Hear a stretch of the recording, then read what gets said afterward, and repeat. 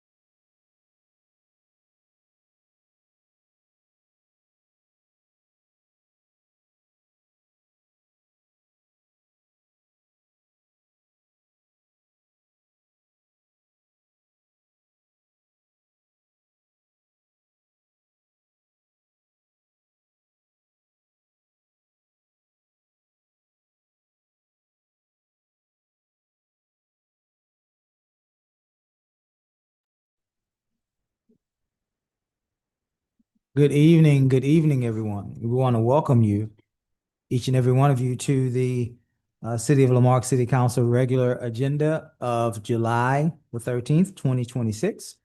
Notice is hereby given that the City Council of the City of Lamarck, Texas will conduct a regular meeting on July 13th, 2026, beginning at 6 p.m. in council chambers at 1109 B Bayou Road, Lamarck, Texas, as well as via video conference hosted through Zoom. Are we sharing the Zoom passcode? Is that what we're doing, Gus?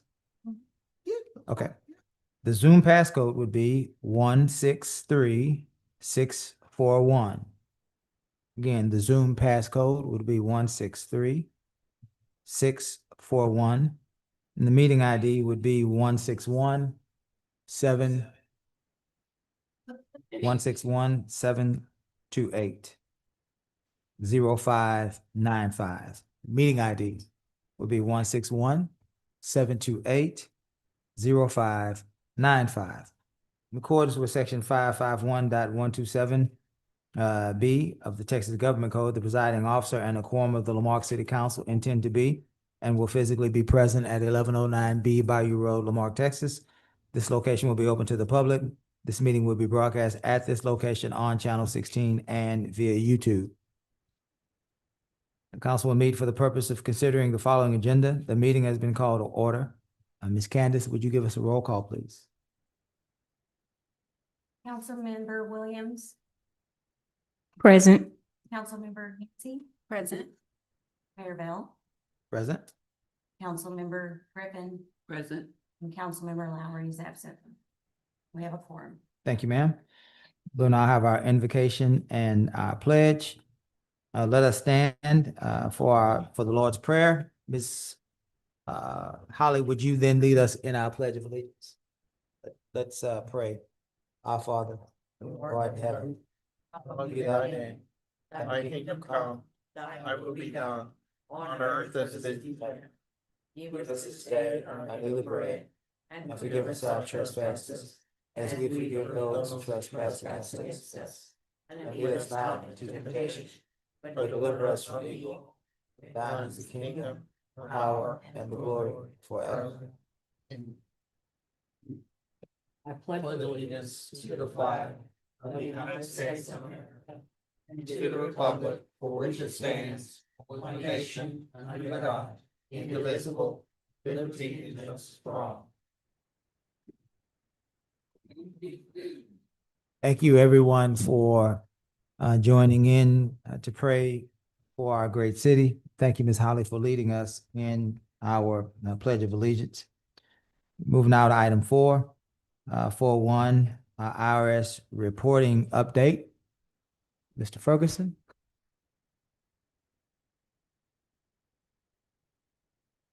That is you, correct? Yes. Welcome, sir. Good to see you again. Good to see you. The update is we have reached out to the IRS, both internally and through our legal, have not heard anything. We have then contacted Congressman Weber's office to have them liaison with the IRS for us to get additional information. And that's where we are. Yeah. Very good. And they told his office 30 days. Last week, they said they anticipate, they're trying for a response in the next 30 days. The IRS told Congressman Weber's office? Okay. Yes. Okay. Yes. Okay. Council, do we have any questions for Mr. Ferguson as it relates to this issue? Ms. Ferguson, did you have No, questions? they've given us an additional 30 days. Is that what you're saying? No, so there's a discrepancy that we have between the actual letter that contains the fine and the things they have told us that were missing that we have since turned in.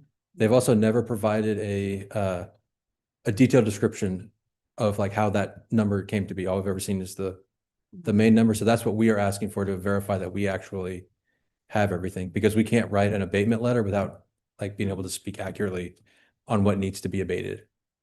Oh, we've asked for. So we've asked for additional information, and that's what we're waiting on. Okay. So that we don't get off track in this unfolding event this was a possible recording and reporting issue. This is not, this has nothing to do with any monies owed to the IRS or any monies that the IRS were to perhaps owe us. This is reporting and recording. This is entirely a fine for failure to submit reports. That is correct. And so that we're all on the same page, is that a council function or an administrative function? It's an administrative function. Okay. Again, we just want to make sure that everyone is on the same. It page. also goes back to like 2020 at least. So Back to 2020? Yeah. Okay. Thank you. Any further questions for Mr. Ferguson? Thank you, council. Thank you, Mr. Ferguson. Item 5, citizens' participation, limited to 3 minutes per person. Comments from the public will be heard at this time. Any person with city-related business who has signed up may speak to council, limited to 3 minutes. If wishing to speak, give the mayor or the presiding officer your full legal name, address, and item you wish to speak about. In compliance with the Texas Open Meetings Act, the city may not deliberate on comments. Personal attacks will not be allowed, and personnel matters should be addressed to the city manager during normal business hours. Press *6 to mute or unmute yourself. If you're participating by telephone, press excuse me, let's start that over. Press *6 to mute or unmute yourself if you're participating by telephone, comma. Press the microphone icon in the lower portion of your screen if you are attending via the Zoom platform on your smartphone, tablet, or computer, comma. And if you're here with us in person, there is a microphone at the center portion of our aisle on a podium. When you approach, there will be a timer on the screens to your right and to your left. Mrs. Candace, our city clerk, will raise her hand very slowly to remind you that you have about 30 seconds left so that you can be aware and prepare to end your comments. Again, we want to thank you for participating in this portion of our meeting. This is America, and so we honor the First Amendment, and so we allow free speech. But this is also Lamarque. We are a proud community, and we are asking, it is not a law, nor is it a rule, but we're asking that we share in a very respectful and professional way so that we can hear those concerns. It is not a law. It is not even a rule. It is a simple request from a wonderful community of people that want to support your First Amendment rights. Thank you for taking those items into consideration. Are there any persons online wishing to speak? Very good. Welcome. Name and address for the record, please.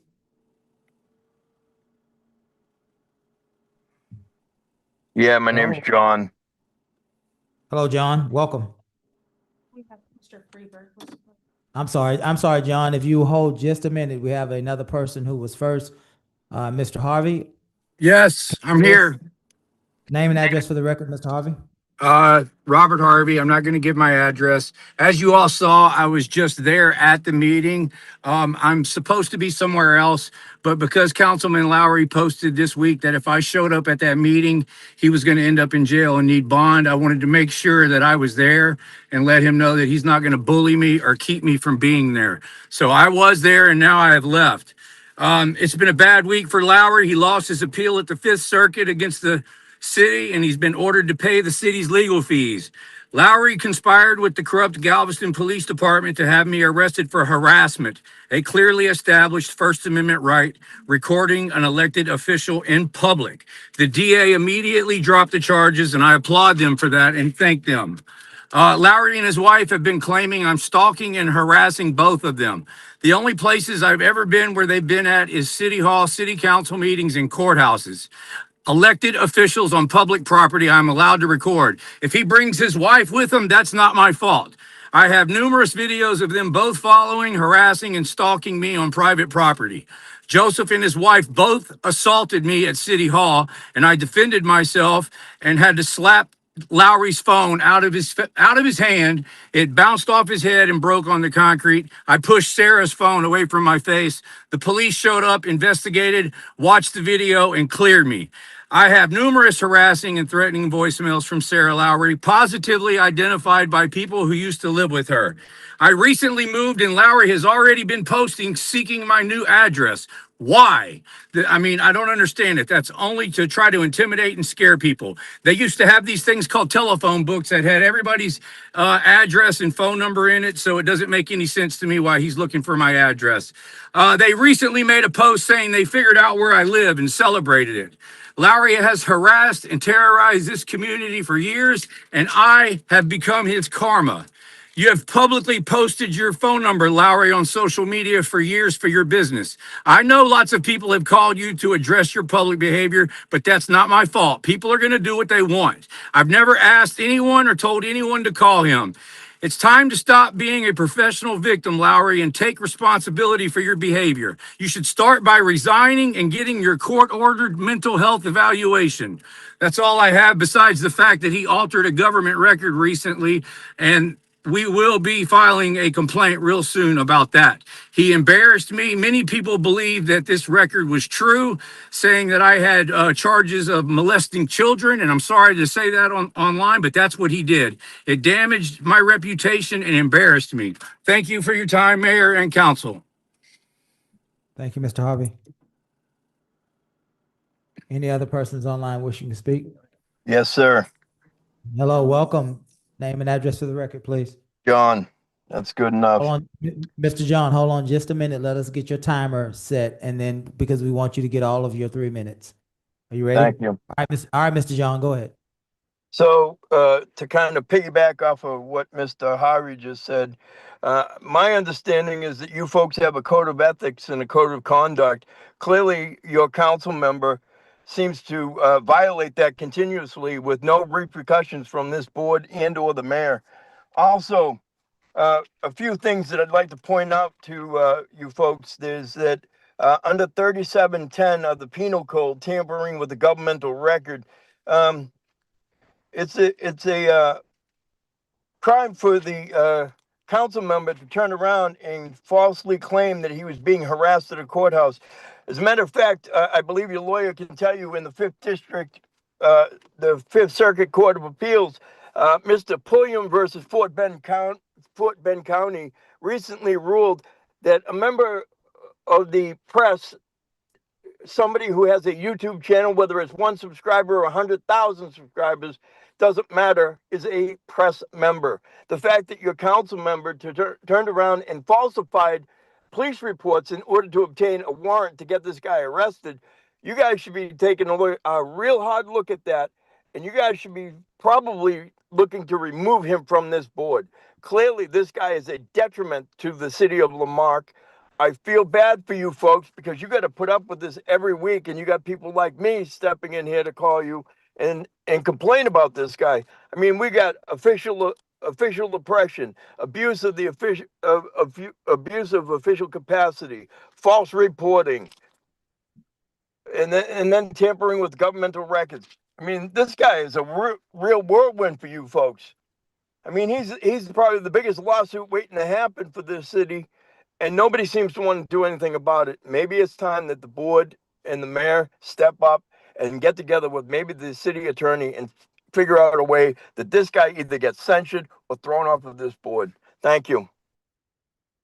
Thank you, sir. Yeah, because he was already. Anyone else online? Yes.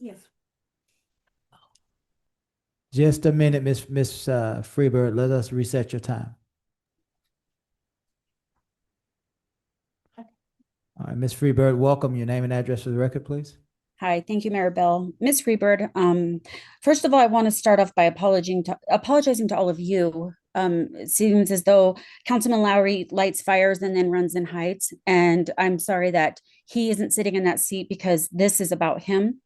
I stated before, I cannot and will not give my address to avoid being stalked and harassed by Councilman Lowry. Although it appears that doesn't matter. When it comes to somebody like him, he's so obsessed with Robert Harvey that he watched almost a 3-hour live stream the other night to catch a profile picture of me. He then proceeded to post it on all of his Facebook pages, begging for people to find out who I am, calling me names. They don't know who I am. Luckily for me, I have no record. So they think they're going to find me and they think they're going to attack me and my character, but they cannot. So luckily, his inappropriate pages on Facebook continue to be taken down because of harassment and bullying. He repeatedly goes against Facebook's community guidelines, but his behavior is fine to sit on the council for the city of Lamarque, Texas. I'm just going to let that sink in. Even though he stated on these pages that he has found out where Harvey lives, he does not know where Harvey lives. He has put pictures of flock cameras surveillance of Harvey's truck, plates and tags in numerous places in the city, as well as posts encouraging people to go, quote, bird hunting, end quote, to find him and find out where he lives. By the way, Joseph Lowry, that is not his camper. So the rules don't apply to him. He seems to be able to do whatever he wants with zero repercussions. And we, the people, are seeing this, and we, the people, are standing up. I am making this a public statement right now to let everyone know that this is prior to them figuring out who I am. Them would be Councilman Lowry and his wife, Sarah. If that happens, the harassment and stalking begins, as it always has numerous times before.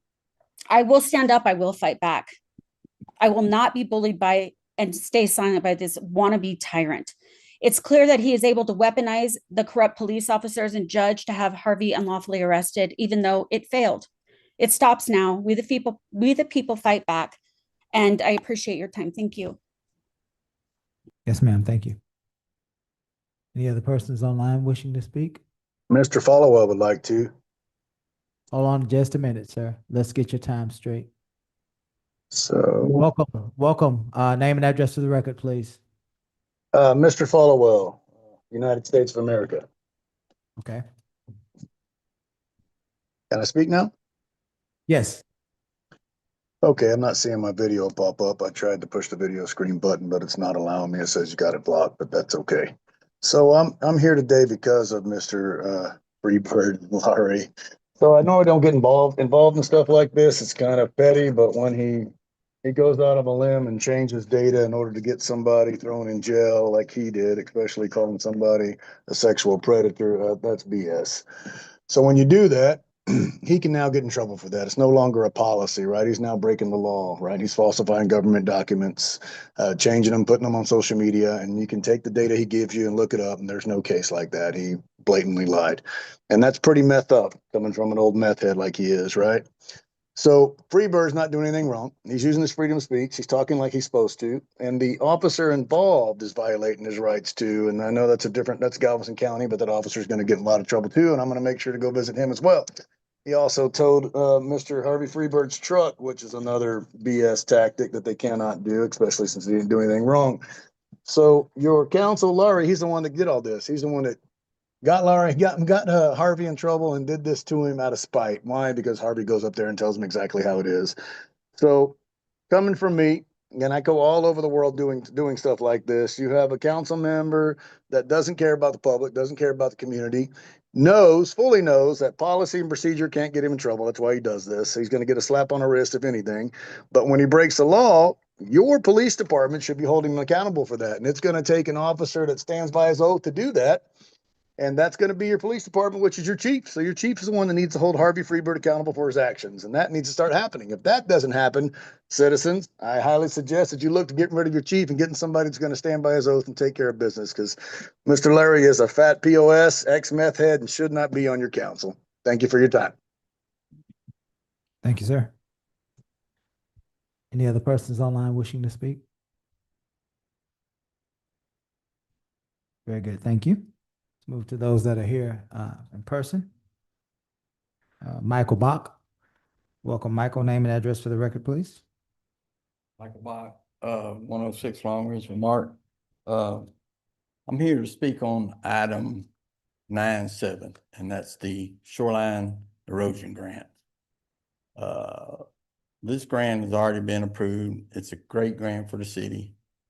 No matching funds, which was hard to do. It originally started as 25% matching, 25% of 5 million, 1.225 million. So the grant writer was able to work with the U.S. government agencies out of state and got that part covered.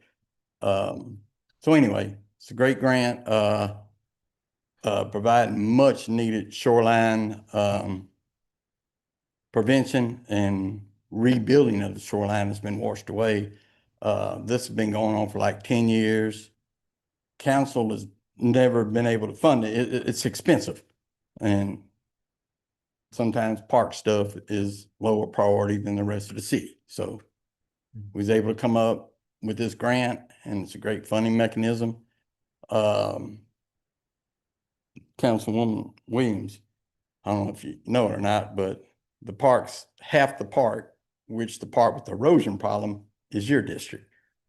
The Getty Road through our park is B on the lake side and C on the field side where the pavilion is. So again, I'm asking y'all to bring this home because it's much needed, long overdue. This process was long, and it involves a lot more than just the shoreline erosion is the priority. It'll be able to be approved first in a matter of just getting bids and stuff. And then the rest of the stuff will come along as far as the engineering and for the other amenities. Because one of the things I spoke of was interconnecting Mac McGaffey Highland Battle Park with Mahan Park by way of a boardwalk with fishing stations and whatnot. That's just one of the proposals. And then that goes about half the park from where it picks up in that slough on the west side of the park, or say north, and wraps around all the way back to Levitt. That's where they're considering making that boardwalk that long. If that gets approved. There's other, like the pavilion, the footings on the pavilion. Again, that's real expensive. We might get that repaired. That what do you call it? The bird viewing sanctuary that's just been left to rot out there after failed repair. That would definitely be included. We got us like the back roads are almost impassable ruts. They're driving through the grass to get back to the back, which they shouldn't, because they're driving through the grass in front of the playground. Not the playground, the swing sets back there. Let me see here. Mr. Oh. Bott, Mr. Bott, Okay, 30 seconds. yeah, she was waving at you. Oh, I didn't see her. I was countering. Did you, Mike, did you have one more? I just had one other thing, and 20 seconds, Mike. okay, real quick, Go. is because you're the only one that's been on council so it didn't happen, but just reminder that we were told when we were discussing options and you were there about killing off the boat ramp grant once we went through all them process. And we were highly discouraged from doing that because it said if we did that, it would give us a black eye, and those like GLO and all those deals would want to deal with us. Thank you. Gotcha. Thank you, Mike. Mrs. Teresa Abraham. Welcome, Ms. Teresa. Name and address for the record, please. My name is Teresa Abraham. I live on 2706 Catherine Street, Lamarck, and I've been there since 1989. And I'm here just to get the city council to do something for me. I'm 76 years old. March of this year, I got up and I was getting ready to go to church, and I saw a big hole in the end of my driveway. And I didn't know what that was. It never happened to me before. So I went to church and I talked to a couple of people, and I said, I don't know what that is. It's a big hole there. And, they said, okay, we'll come and look at it. A couple of people knew me. They said, we'll come and look at it. Two people eventually came, 1 or 2 week later, and they looked at it and they said, oh, we can't do nothing until the city fix it. And so I called the city because I didn't know. So city, everybody I talked to in the city, and they said, oh, no, we looking at your property. That's your property. We can't do nothing about it. So everybody went on about it for 3 weeks like that. Finally, I said, oh, tell me, who am I supposed to call? Because I don't know what to do about this. So the lady said, well, that's Public Works. So I asked her, so can you ask somebody from the Public Works and come look at it and see what needs to be done? Well, it went on for 2 weeks. Nobody came. Finally, I called and said, can you even ask a supervisor to come? So some guy came and he gave me his name. I'm so sorry, I don't remember name, okay? He put an orange cone from his truck, put it in where it is gone. And he said, this is liability. No, somebody is going to fall in here and problem. So I'm going to take a picture. He did, took the picture. He said he was going to come to the city, talk to them, and get back to me. All right, I had to leave May. I had a family emergency.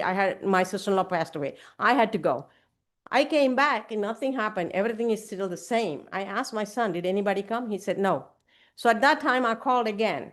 I said, nobody came. This guy said he was going to come. He was going to bring everything and nobody came. So then I asked for the public. I asked for you. Okay. I asked for you. The lady said, no, you can't talk to him. I said, okay, tell me who I can. So she said, well, talk to the public work. And I said, I've been talking to them. Say, can you tell me who is the director, who is the in charge? She said, he gave me the name. He said, I'm going to ask him to call. Waited for 3 weeks. Nothing happened. Finally, I found the address for Public Works and I came there. I spoke to him. He gave me his name. I can't say that. Okay. I can identify him, but I cannot say that. And so he said, oh, I was so busy. I couldn't call you back. I told him, I said, I waited for you for 3 weeks. And he said, I'm sorry, I couldn't call you back. And he told me, no, the city is not going to do anything about that property. You're going to have to find somebody yourself and do it. And I said, okay, so tell me, who am I supposed to call? Because I don't know. He gave me three names in an email, three days later, and he told me to call them. I called each one of them. One person came, and then this is his response, okay? The other two didn't come. They were from Houston. Ms. And Teresa, I'll let you finish that statement. Yes. And then we're out of time, but I'll let you finish your statement. Go Yeah, ahead. and the guy came from, and he said, city culvert would have to be replaced before concrete can be poured. Okay. So my question is, I'm at a dilemma. I don't know where to go. Okay. Okay. Can somebody help me? Yes. So right here, I need to explain to you that this is the citizens' request for hearing. And usually in this part of our meeting, we are unable to respond because those items may not necessarily be on the agenda. And in public meetings, you have to have items that have been listed on the agenda for us to discuss those items amongst each other. However, having said that, this is our city manager, and she is the director of our staff. And I would hope that she would, in this moment, have you connect with one of our staff members right here on the spot so that you can begin to have those meetings. Okay. I That's- came here because the director of the Yeah, public we- works told me to come here. I don't know anything Yes, about this. yes, ma'am. okay? Yeah, you're doing fine. You're doing fine. Miss Holly's gonna take care of connecting you or whoever she directs you to, right? Okay. And we'll start that process there. Okay? Okay. Everyone else, as I leave this conversation, because I can't talk about it, but everybody on this dais, Ms. Williams, Ms. Yancey, myself, Ms. Griffin, we are all available.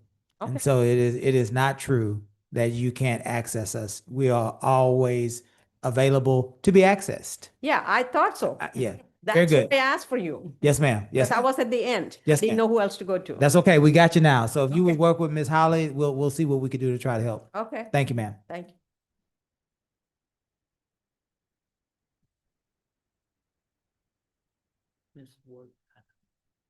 All right, thank you, Mr. Ferguson. Mr. Clarence Caldwell. Welcome, Mr. Clarence. It's good seeing you again. Name and address for the record, please. Clarence Caldwell, Prairie Street, Lamar, Texas. I have a couple of issues that I want to discuss. One of the issues was the one that the young man was talking about out there at Holland Bayou Park. They had a family, good friends of mine had a family reunion there this weekend. And after I left mine, I went to theirs. The road going there just before you get to those RVs, it's horrible. And they need to be backfilled. Something needs to be done. The roads on Newman Street, Prairie, and Volney is horrible. And every time it rains, it even gets worse.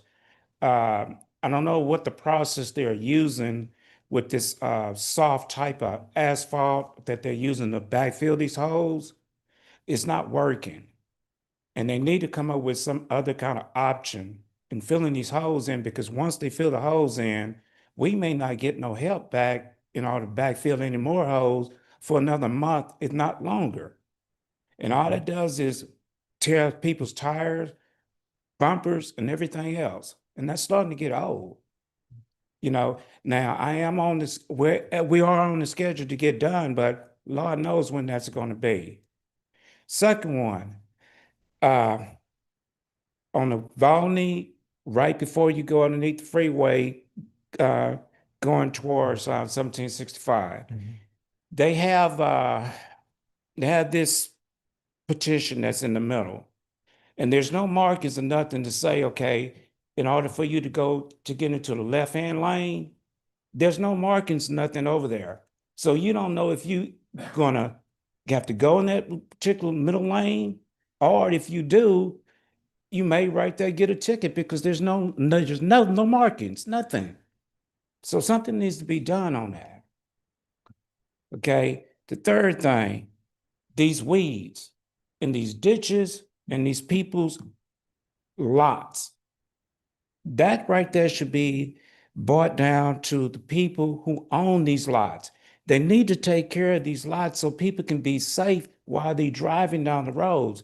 Even some of the fire hydrants are starting to get blocked off because of the weeds, particularly on Newman Road. It's horrible. And when you get to the corner of Newman and the feeder road of 45, if I'm in my car, I'm almost in the freeway, not in the freeway, almost in the middle of the lane just to see any cars coming. That's dangerous. Something needs to be done. And I've been complaining about this quite often, and nothing has been done. Well, I take that back. The chief of the fire department, he went out there and trimmed it back, but that's not his job to do that. That's either Public Works or the people who own that property. And can I say one more thing? One more. Okay.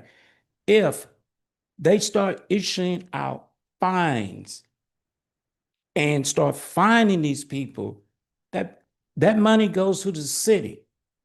And if these people don't want to take care of it, y'all fine them.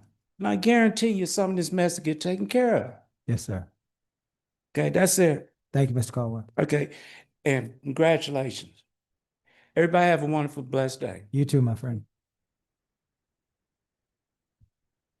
Again, we want to thank you for participating in our citizens' participation. We definitely have heard you, and we'll do all in our power to try to make things better for you and for all of us. Item 6, public hearings. Conduct a public hearing to hear public input on Ms. Candace, we are closing the regularly scheduled meeting at 6:33. And we are opening our public hearing at 6:33. And we are at item 6.1, ordinance number letter O-2026-0011, granting a pipeline permit under chapter 50 of the City of Lamarque Code of Ordinances to Marque West Energy West Texas Gas Company LLC for the installation of a 16-inch ethane pipeline within corporate limits of the city, making various findings and providing for an effective date. Hello? This is brought to us by Developmental Services. Are there any persons online wishing to speak to item 6.1? Any persons online wishing to Hello? speak to item 6.1? Sir, are you wishing to speak in our public hearing? Item 6.1. Yeah, I've been trying to speak for about 35 minutes now. Tried to speak in public comment, but for some reason they weren't allowing my phone to talk in the meeting, so I'm using somebody else's phone. Mr. Lowry, welcome. Hold on just a minute. Let me get out of our public hearing, and then I will circle back and give you your citizen's request. Sit tight just a minute, Mr. Lowry. Thank you, sir. Any person, yes, sir. Any person wishing to speak to item 6.1 online? Let's move to those that are here before us. Again, we're in our public hearing on item 6.1. Any person here present with us today seeks to speak to item 6.1. You do? You may approach. Welcome. Are you with the agency? Mark West. Mark West, Yes. give us your name for the record and your Okay. position. And if I may, Mayor, if you're with the applicant, it may be best for you to speak when council actually considers it. If council wants to call you up, then they can ask you any Yeah. questions. I'll call, yeah, I'll call you up then. I'll call you up then. Thank you. Yeah. All right. Any other persons in the chambers here with us tonight physically seek to speak to item 6.1? One more time. Any person here tonight that's seeking to speak to item 6.1? We will close our public hearing at 6:36, Ms. Candace. We will reopen our regularly scheduled meeting. Council, without objection, let's move back to item 5. Let's put our timer on, Ms. Candace. You ready? Mr. Lowry, are you still available? Yes, sir. You may go, sir. Yeah, Welcome. I'd like to speak kind of in regards to what a couple of these drug addicts and losers keep saying. In regards to the domestic terrorist Harvey Freebird, Harvey got himself arrested. Nobody can arrest somebody else without probable cause. There was probable cause that made the arrest. That was his own doing. Hopefully, there'll be more arrests in the near future from the events that day. The lady that was speaking, okay, that, you know, I never posted anything about Harvey or his camper or his flock cameras. None of that stuff came from me. Again, these lunatics on YouTube, Harvey's followers, they're a bunch of dope fiend, drug addict losers that they just create this false narrative. Jason Falwell, steroid freak. Have you ever seen the guy? He's like a little midget. He's about the size of a leprechaun. Tries to be intimidating, but he needs to do more steroids and probably eat more before he can become intimidating. But I encourage all of those losers to keep filing police reports if they think that I break the law, which I do not. I think I'm batting about 80 and 0 arrests. So keep filing the reports. We got a fine police department here in Lamarque. They will make an arrest on me if I break the law. There's no doubt in my mind about it. I think that there's some officers that would be very eager to do that. But the defamatory stuff that's coming from these losers on YouTube, you know, and Harvey, just so Harvey knows, there's been numerous warrants filed against his followers for terroristic threat against public officials, threatening to rape my wife, threatening to kill my children, threatening to kill me. We just had one a couple days ago. So Harvey's a pathological liar. I know his viewers are going to watch this. He's a pathological liar. Nothing the guy says is true or accurate. He's a loser. He uses the money from YouTube for drugs. He's a dope fiend. And he uses his platform to attack me and my wife. She's not a public official. He needs to leave her out of it, but he won't because he's a scumbag. He likes to attack females and women and children. He's just a loser. That's what he does for money, though. He clickbaits and rage baits people into attacking innocent people like Sarah that's done nothing to the guy. No, she has never called the man's voicemail. She could care less to call the man's voicemail. One more thing that he's a complete liar about. If it's her on the voicemail, play it for the public. He's a liar. He's a pathological liar. If he has harassed him on the phone, report that to the police department. He won't do it because Harvey is a pathological liar. That's what his YouTube subscribers need to realize is Harvey is a pathological liar. There's no truth to anything he says. Harvey is also a distraction for the people down at City Hall that have been committing fraud, waste, and abuse in the city government. Our mayor, our councilwoman, the people that are committing fraud, you know, it's a distraction. They bring in this loser Freebird as a distraction for what's really going on. They nearly bankrupted the city down there. Have a good day. Mr. Lowry, thank you. All right, council, we are moving from item 5 through item 6 to now we are at item 7. Our consent agenda. All matters listed under the consent agenda are considered to be routine by the council and will be enacted by one motion. There will not be a separate discussion of these items. If discussion is desired, that item will be removed from the consent agenda and will be considered separately. Mrs. Candace has asked us to pull, council, the minutes of 7:1 and 7:2. Is that right? 6:8 and 6:22. Yes, sir. Yes. Correct. And so we are entertaining under this consent agenda, item 7.3 and item 7.4. 7.3 is an ordinance, number letter O -2026-0011, granting a pipeline permit under chapter 50 of the City of Lamar Code of Ordinances to Marque West Energy, West Texas Gas Company, LLC, for the installation of a 16-inch ethane pipeline within corporate limits of the city, making various findings and providing for an effective date. Council, there is a representative from Marque West here today. He is here, I assume, to answer any questions. If we don't have any questions for him, I will not call him. If you do, we will pull this item. I do. You do? Let's pull the item. Marque West, you may approach. Name and title, please, for our records. Apologies. Austin Geyer, right-of-way manager. Very good. Ms. Williams. Hello, did you provide any drawings or any PNIDs? We did. Okay, I guess I just didn't get them. My question is, how long is this pipe? How many miles? This one specifically, I don't have that within city limits in front of me, sorry. So, See if I can pull that up real quick. It's 2,500 feet-ish within city limits. okay, does the construction affect any businesses or residents? No. It's coming across Highway 45 into across city right away. Okay, But Texas City Terminal Rail property. okay. Has the fire department been able to review any of this They've as well? reviewed. Okay. Okay, that's all I have. You good? All right. Anyone else? Thank you, sir. Council, I'll entertain a motion. So moved. The second? Second.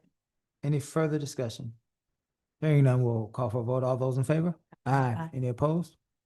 7.4, the shops at Lamarck final plat being plus or minus 16.95 acres out of the William K. Wilson League Survey, abstract number 208, Lamarck, Texas, PID number 759675 and 751616, approving the shops at Lamarck final plat being plus or minus 16.95 acres out of the William K. Wilson League Survey, abstract number 208, Lamarck, Texas, PID number 759675 and 751616. This is brought to us by Developmental Services. I will entertain a motion. So moved. Is there a second? Second. Any updates or any further discussions on this project? If we remember, this is the project that will add significant amount of retail to the western portions of our city. This project will sit. Hello? Can we please? Yeah.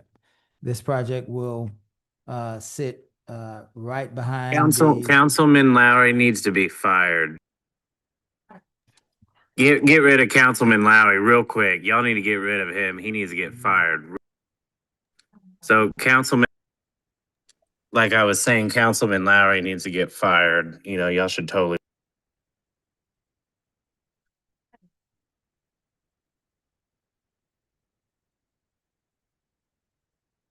Okay, thank you. As we were saying before, it's going to be right behind a row, the row on 1764, McDonald's, Chipotle, in that area.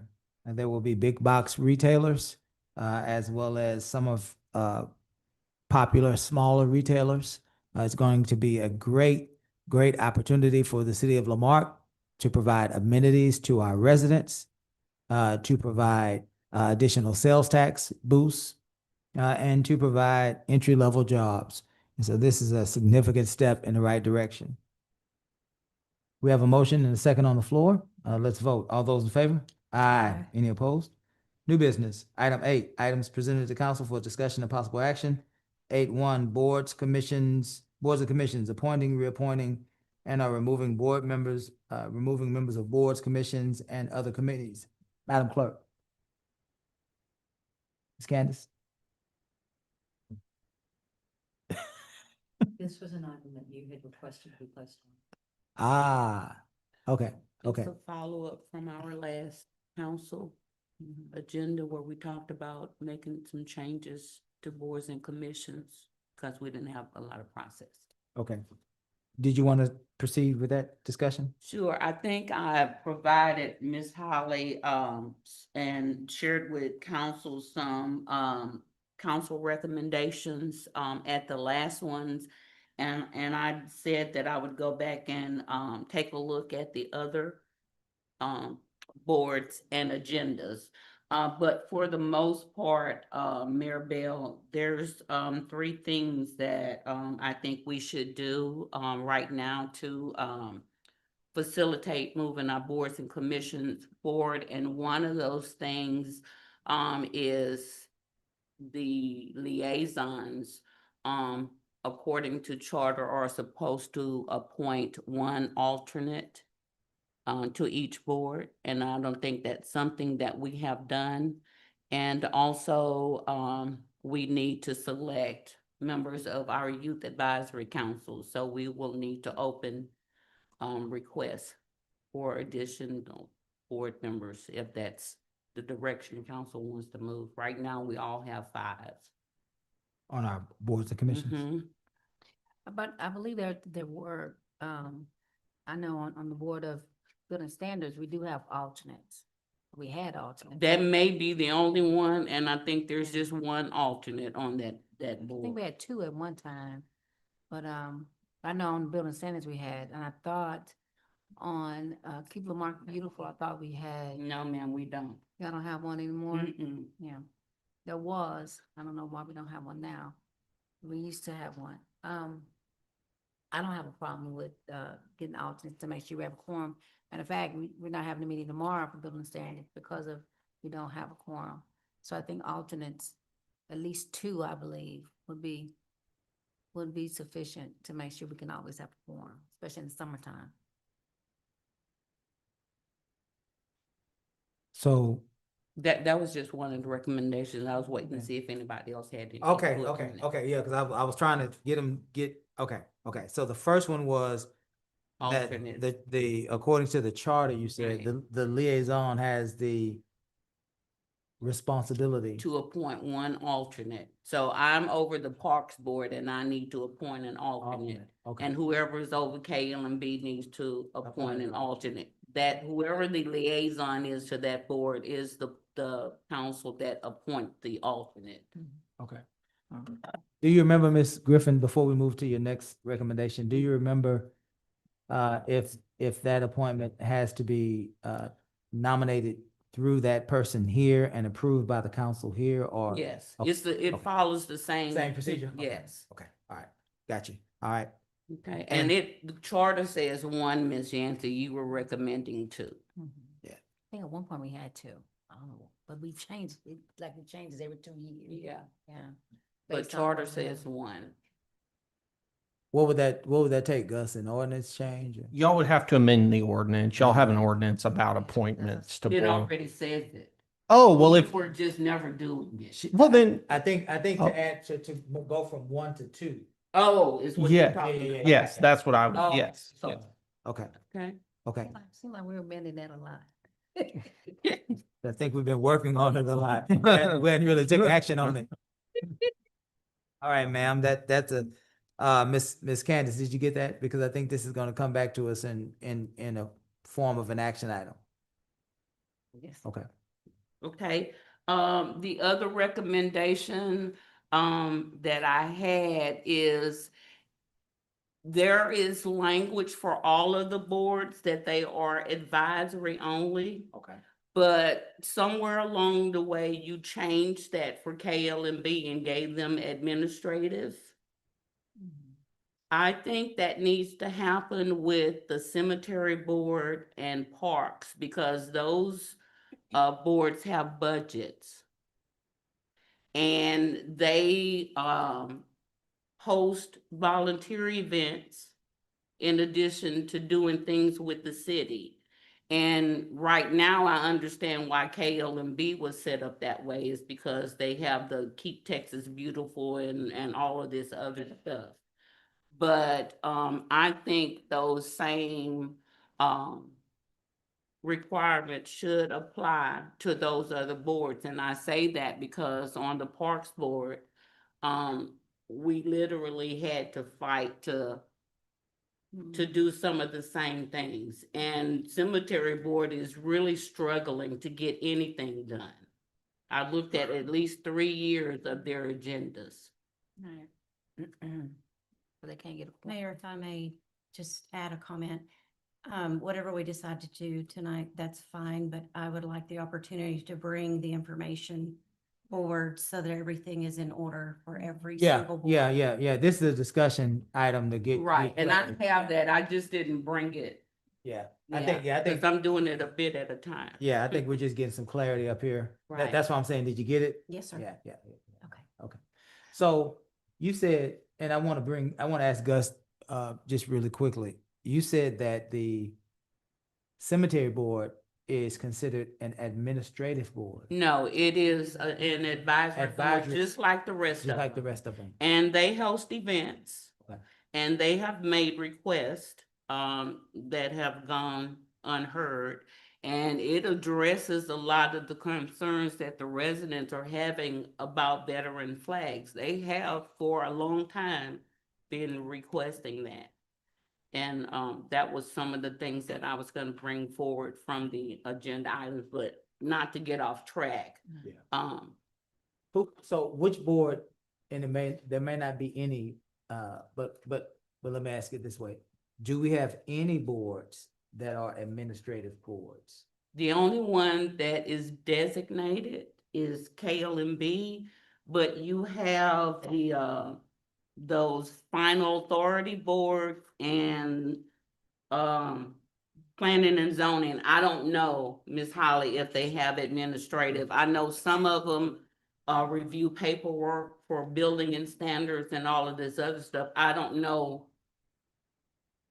So the state sets up what the board authorities are unless it's just an ad hoc committee that the council sets up. So everybody should be an advisory board unless it's set up as a board that would then have to be appealed into district court, building and standards, board of adjustment or two. But what hadn't been happening is when those boards were acting, it wasn't making it onto the council's agenda for your action. And so that's one of the changes that we've put in place is after a board meets, those items will go on the next available agenda and the council will be the one that makes the decision because you are the keeper of the purse. Even if they have a budget, you still have to approve that. And so to me, Mayor, the administrative side of it is not engaging the city outside of getting permission from the city manager and or maybe using facilities or funds, but not using the employees to do volunteer events. That's an administrative function.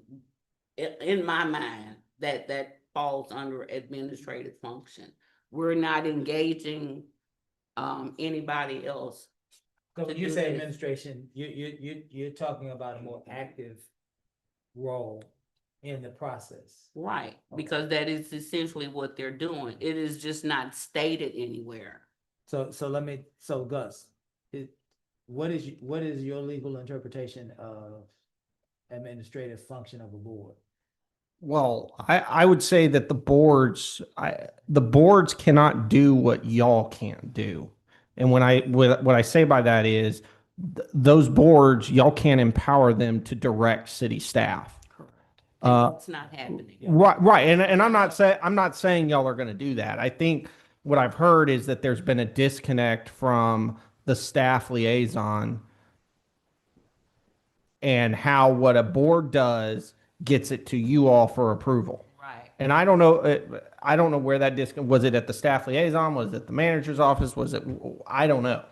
But it sounds like that as far as council action is concerned, what y'all are asking for is what Ms. Holly described, which is some sort of policy whereby y'all can see in writing and go to your board members, because I mean, let's be honest, it's not unique to Lamarck. It's hard to find board members. And then when you feel like you're not being heard, Right.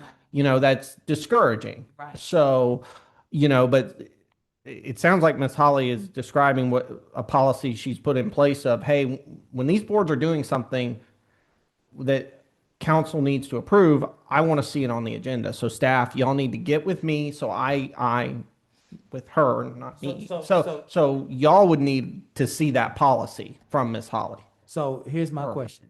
Did you grasp the concept that Ms. Griffin was articulating when she was speaking about the administrative piece of this? I think I did. I think what I heard from Ms. Griffin is that the boards will do stuff and there's no follow through from the staff. And they No, and that that, you've already taken care oh, of okay. that. Oh, okay. The other part is there are projects that the boards want to do Okay. separate from staff. Okay. You understand what? Yes, yes, yeah. And has no involvement with staff. Right. Like all of the volunteer projects that I did, like I said, I got permission from the board, from the Right. city manager, and I told them what we needed. And it really didn't involve any staff members other than ordering supplies. Right. But for the most part, there was no direction to anybody to do anything. Right. And so that is the piece that. That's what she wants to articulate in writing. Exactly. Okay. Okay. So some sort of ability, I guess, for the boards to, you want to formalize the boards hosting community To events. volunteer I on think- their own. Okay, Yeah, like so long as Caleb- it does not, Because yeah. it specifically says it in KLMB's information Right. that they have administrative ability. Well, they do the shred day. Right. Or they used to. I don't Yeah. know if they still. Okay. So the ability of the boards to host events To that, function, that, yeah. okay. Whatever that needs to be called, we Yeah. need to call that some sort of a policy. I think that's what Ms. Griffin is trying to articulate. Right. That needs to be part of the policy, and we need to have it called something so that we can then empower those boards that actually have an interest in that. Give them the power to be able to function in that capacity. Okay. Ms. Candace, did you get that? Yes, sir. Ladies on this side, did we have any questions about that concept? No. Okay, and then the last thing. There is a need for volunteer projects around the city. And I know that the city has two that they do every year that the community we're bringing back the teens. But for the most part, I'm speaking for myself. I'm not speaking for any other council person. I have areas in my district that needs improvement, and I've included that in my plans. And so I would like for the city to officially recognize a volunteer group. Right now, they have the capability set up on the city's page where they go through this official process, listing all of the departments that people can volunteer for. But then you also have KLMB that has a specific volunteer process on their board page. I don't see the difference. I don't know why we need two separate processes. I think we just need to come up with one that would give council, it would give boards and commissions, residents an opportunity to say we need to clean up this. We would just schedule dates, put out the information, and get people to sign up to come and help. That would take a lot of stress off staff. Well, I know in 21, we did have one volunteer list under Colleen, and I don't know what happened after she left, but I know we did have one, because that's the one that came That's when I when was it on the died. board. Yeah, that's when we used to do it. So I know that's a concept that we've had before. So, and that would simplify the process, because we all just went to that one volunteer list to get what we needed. And it may or may not involve staff at all. Mhm. other than the 2 events that y'all have scheduled. I don't know that y'all have any other city events scheduled. So we would have, which you bring up an interesting point. There's a difference between being a board member and just a person who wants to volunteer as their time and life permits. So you would have a master list yearly curated. Whatever. It's not hard. Yes, I'm sorry, yes. You'd have a master list yearly curated. And those persons would be able to volunteer with the Parks Board and then maybe with the Garden Club or whatever those recognized clubs are. Okay. Council, do we have any objection to that? Any questions about that? All right, Ms. Candace, did you get that part? All right.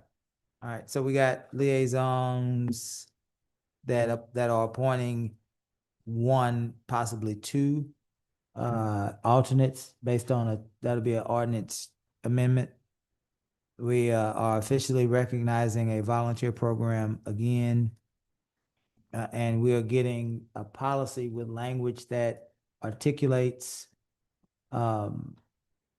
the ability of certain boards to engage in activities outside of their normal meeting schedules based on board direction. Anything else? That's it. That was it? Mhm. All right, Ms. Candace, could you bring that back to us? Next meeting Yes, sir. for action item? Okay. Yes. All right, we don't have a full council here, so are there any persons wishing, if you are wishing to add to appoint, reappoint any boards or commission members, we may do so tonight. And let's remember, we are 4 of 5. And if it can hold off, let's wait for the other council member without objection. No, That's fine. Very good. 8.2. Ordinance number letter O-2026-0012, amending chapter 17, article 3 of the Code of Ordinances entitled Coin Operated Amusement Machines by amending section 17-54 to add a definition of 8-liner and by adding a new section 17-61 to prohibit the operation of 8-liners and to declare 8-liners a public nuisance, amending section 17-60 to reduce the license fee for amusement redemption, machine game rooms, providing a penalty not to exceed $2,000 for each offense, providing a repeater clause, providing a savings clause, providing a severability clause, providing for this codification, and providing for a publication and an effective date. This is our first reading. Gus, did you want to explain in layman's terms? I can. The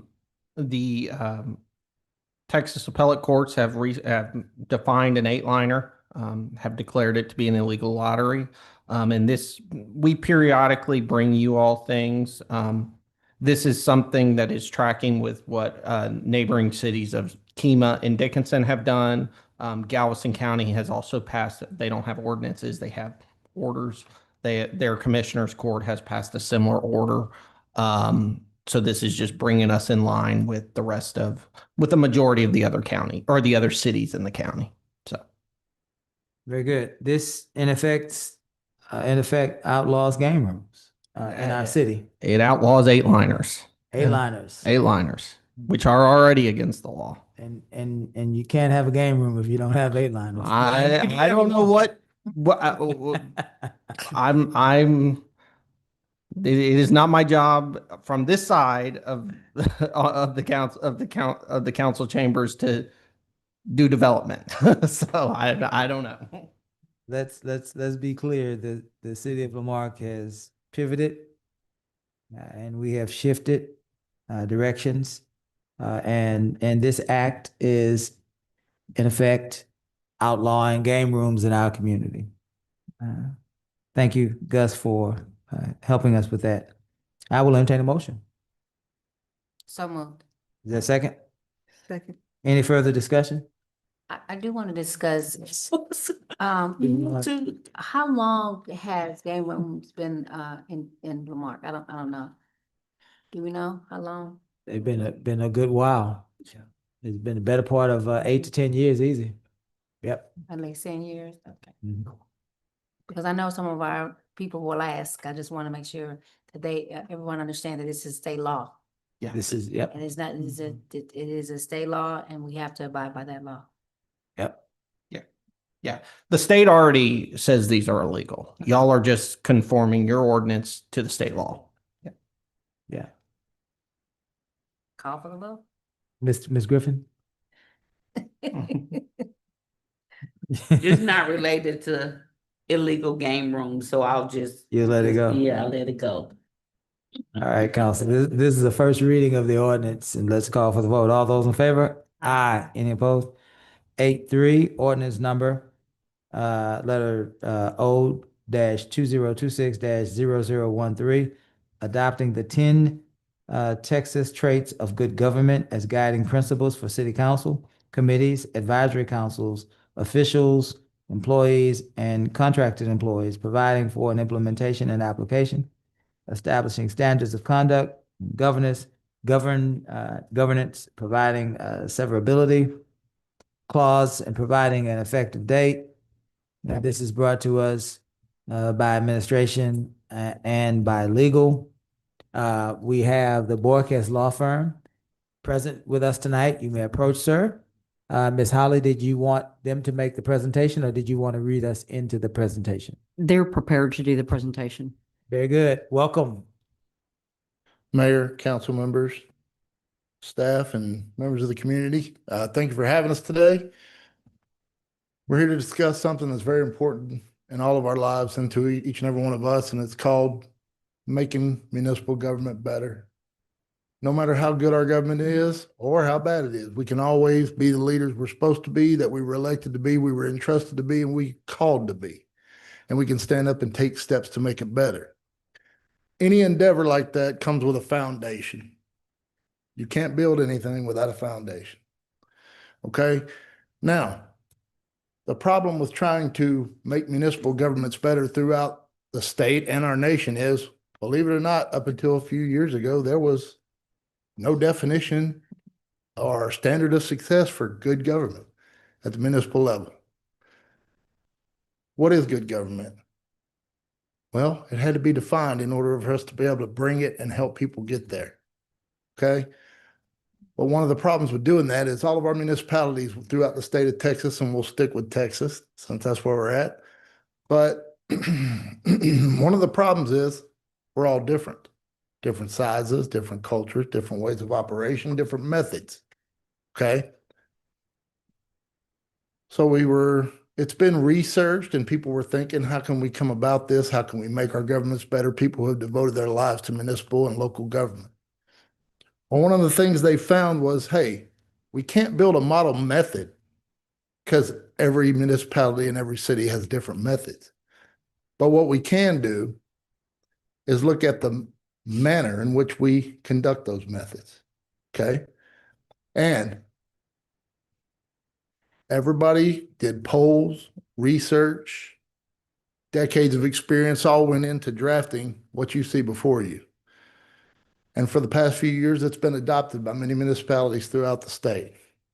And to the best of our knowledge, and we're not testifying to this, but to the best of our knowledge, this was actually written down as a manner of doing business for the first time in Texas. So we can all take a little pride in that.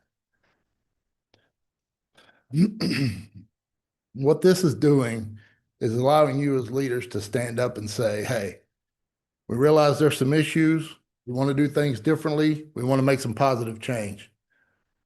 It's you guys standing, lifting up your hand, saying, I take responsibility for my government, for my city, and I want to take a step to make it better, and I want to make a public declaration that we're going to make it better. And we're going to operate by a different set of standards, the standards we should have always been operating by.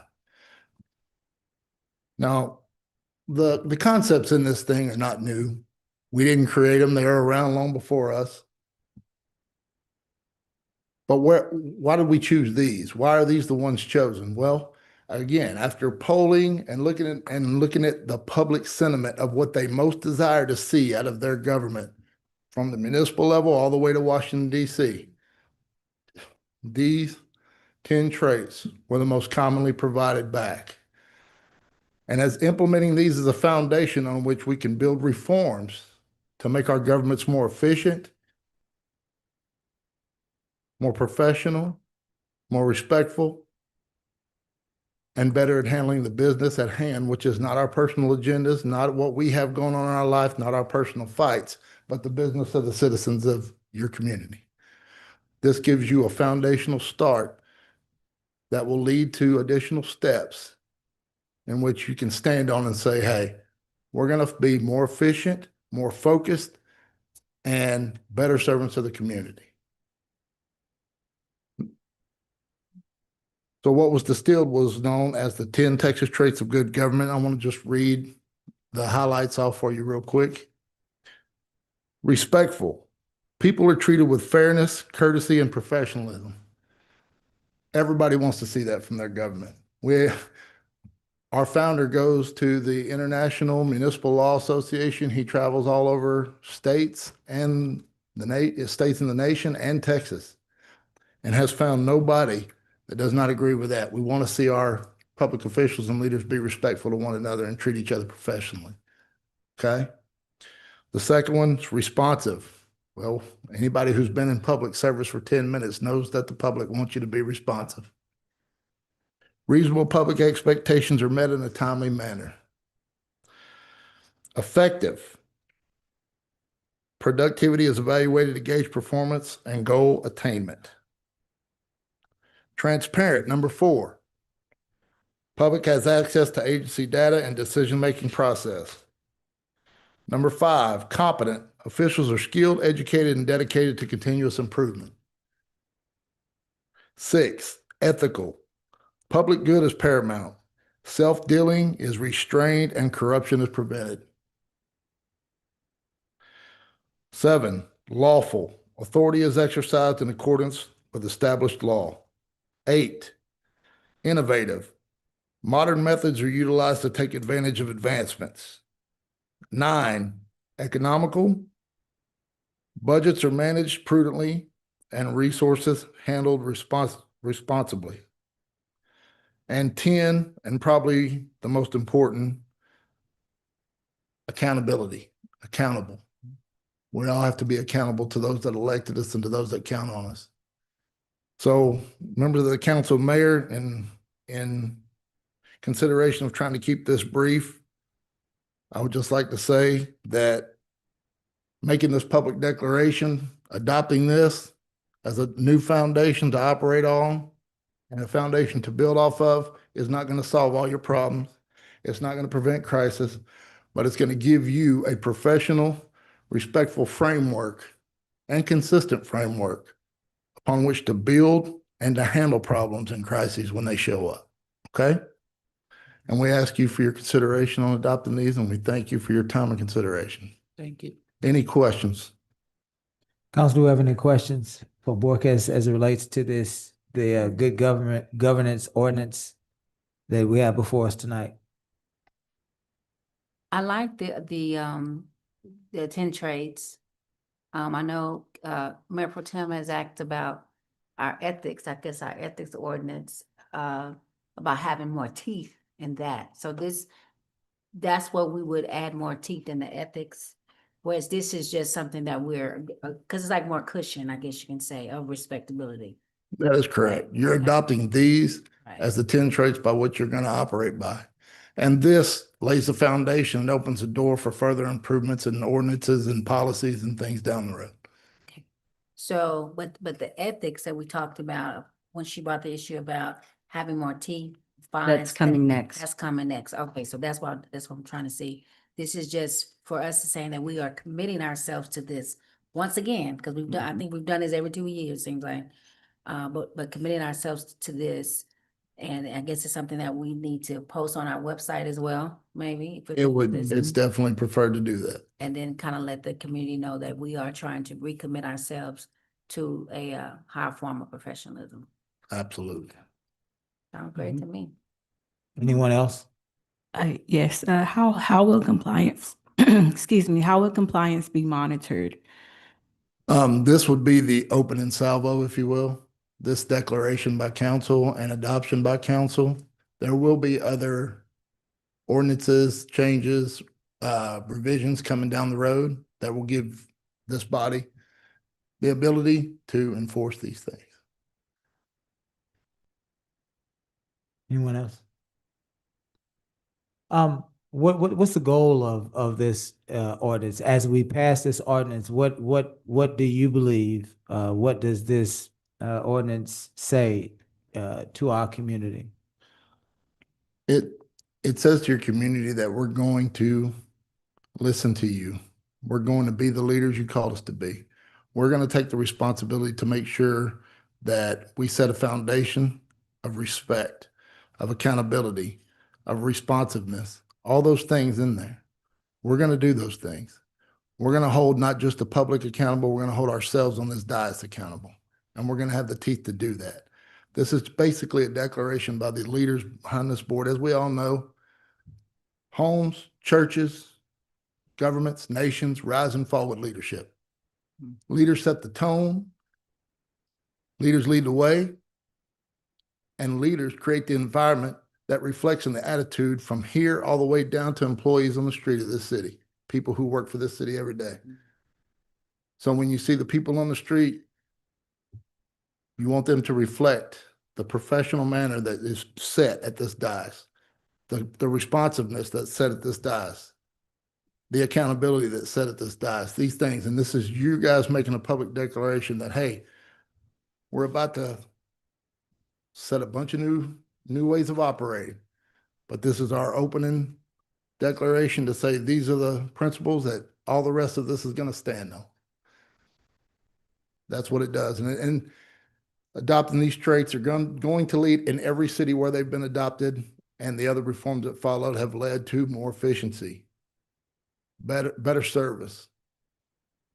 Yeah. Everything working better for the council, better respected communication, citizen participation, all of those things have come from this. So that's what we're wanting to see here.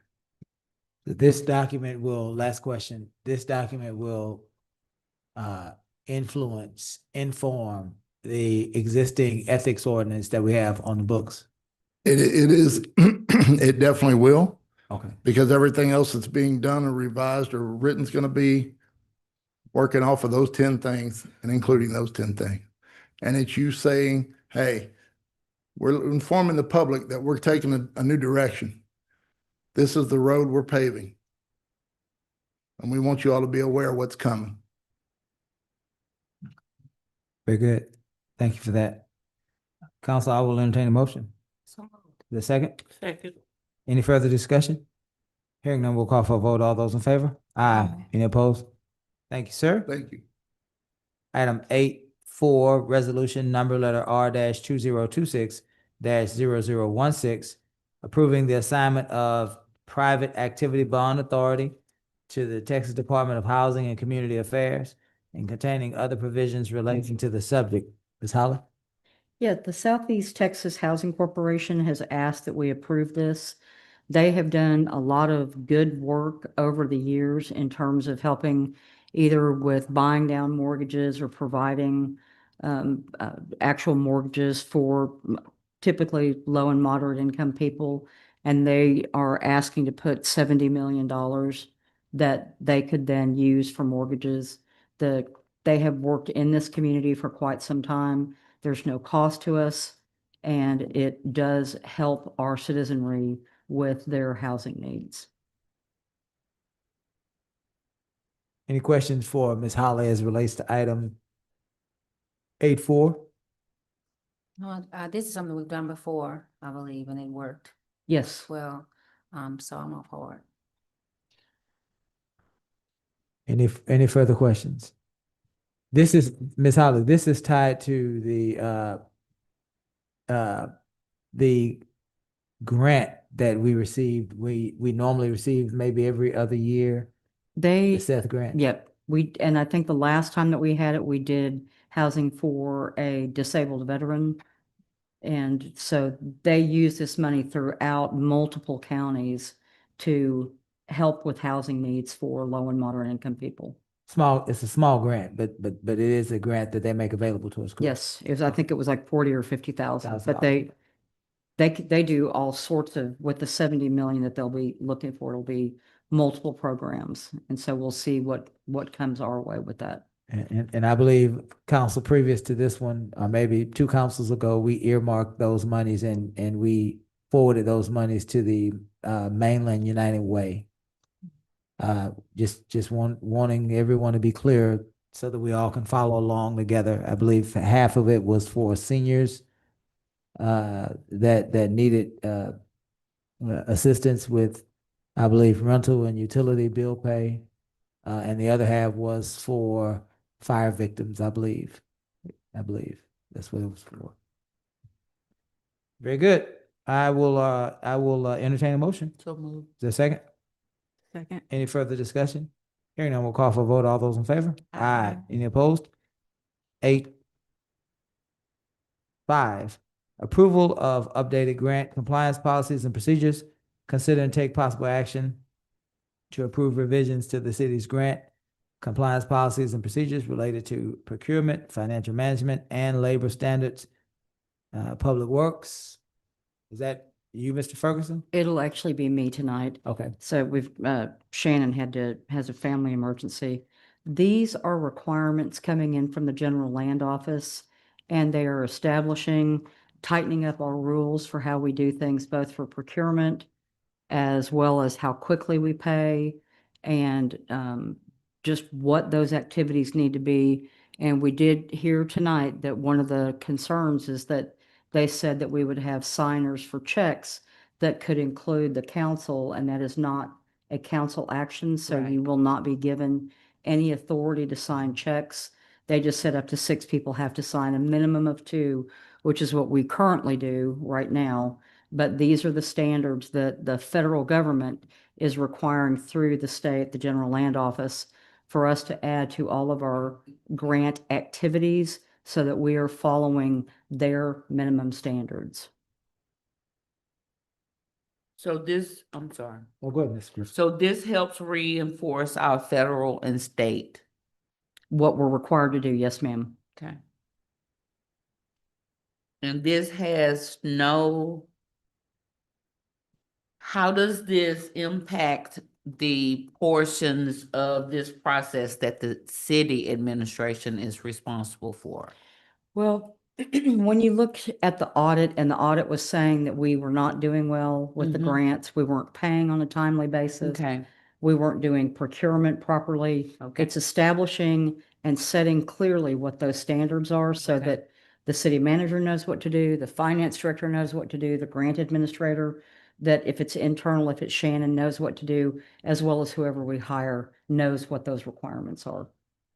Okay, so this is based on the audit that happened and these- It's actually the GLO right. did an evaluation. It lines up with what the auditor said. Okay. Everybody is saying this is what good governance looks like on grants. Okay.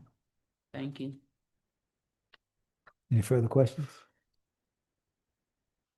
I will entertain a motion. So moved. Is there a second? Second. Any further discussion? Hearing, Yes. To ensure that nobody is attempting to run afoul of the charter, I would just ask. Oh, you have it that? No, just that the motion is to adopt the policy Okay. and administer it in accordance with local, state, and federal law. was that your motion? Yes. Was that your second? Mhm. All right. Did you get it, Ms. Candace? Yes. That was part of the motion and the second. Any further discussion? Hearing none, we'll call for the vote. All those in favor? Aye. Any opposed? 8-6, final acceptance of Ambrose Section 3. Discussion and possible action regarding final acceptance of Ambrose Section 3. Water, sanitary sewer, drainage, and paving improvements for city maintenance.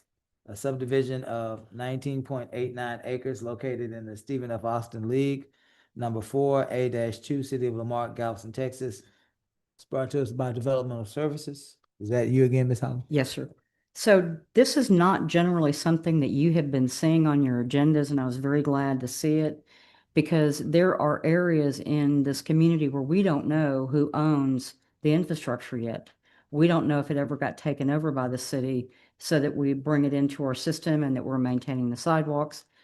The engineers watch the construction. This happens to be Attico.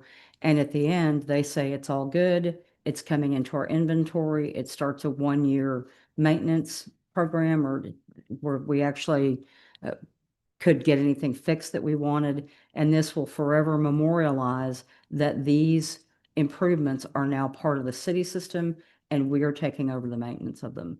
So I think this is a really good process for the community to follow when we haven't always known what who belongs to those assets.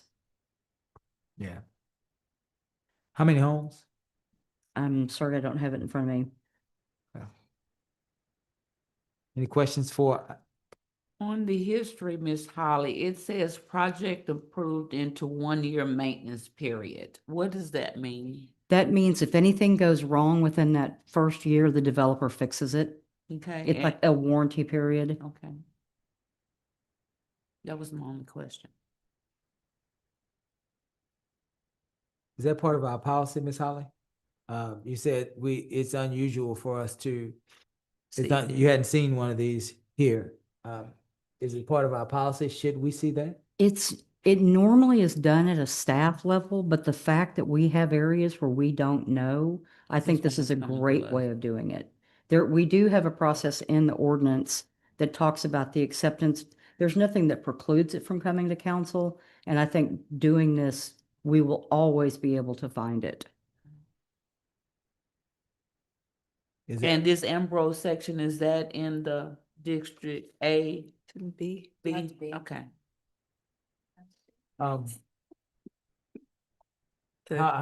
After you're gone, how are we going to make sure that this continues to happen? I'll talk to Attico and to Shannon. Get in, do we need this to be an ordinance form or? We don't really. Okay. It's a good practice. Okay. We have a motion and a second, yes or no? Motion. We need one? Okay. Did you want a second, Ms. Griffin? Yes. Okay. Any further discussion? Hearing none, we'll call for a vote. All those in favor?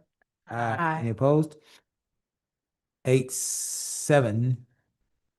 Request for qualification, professional financial audit services, authorization to solicit bids for a request for qualification for professional financial audit services. Mr. Ferguson? Yes, so this is the RFQ for our financial audit, the one we do every year.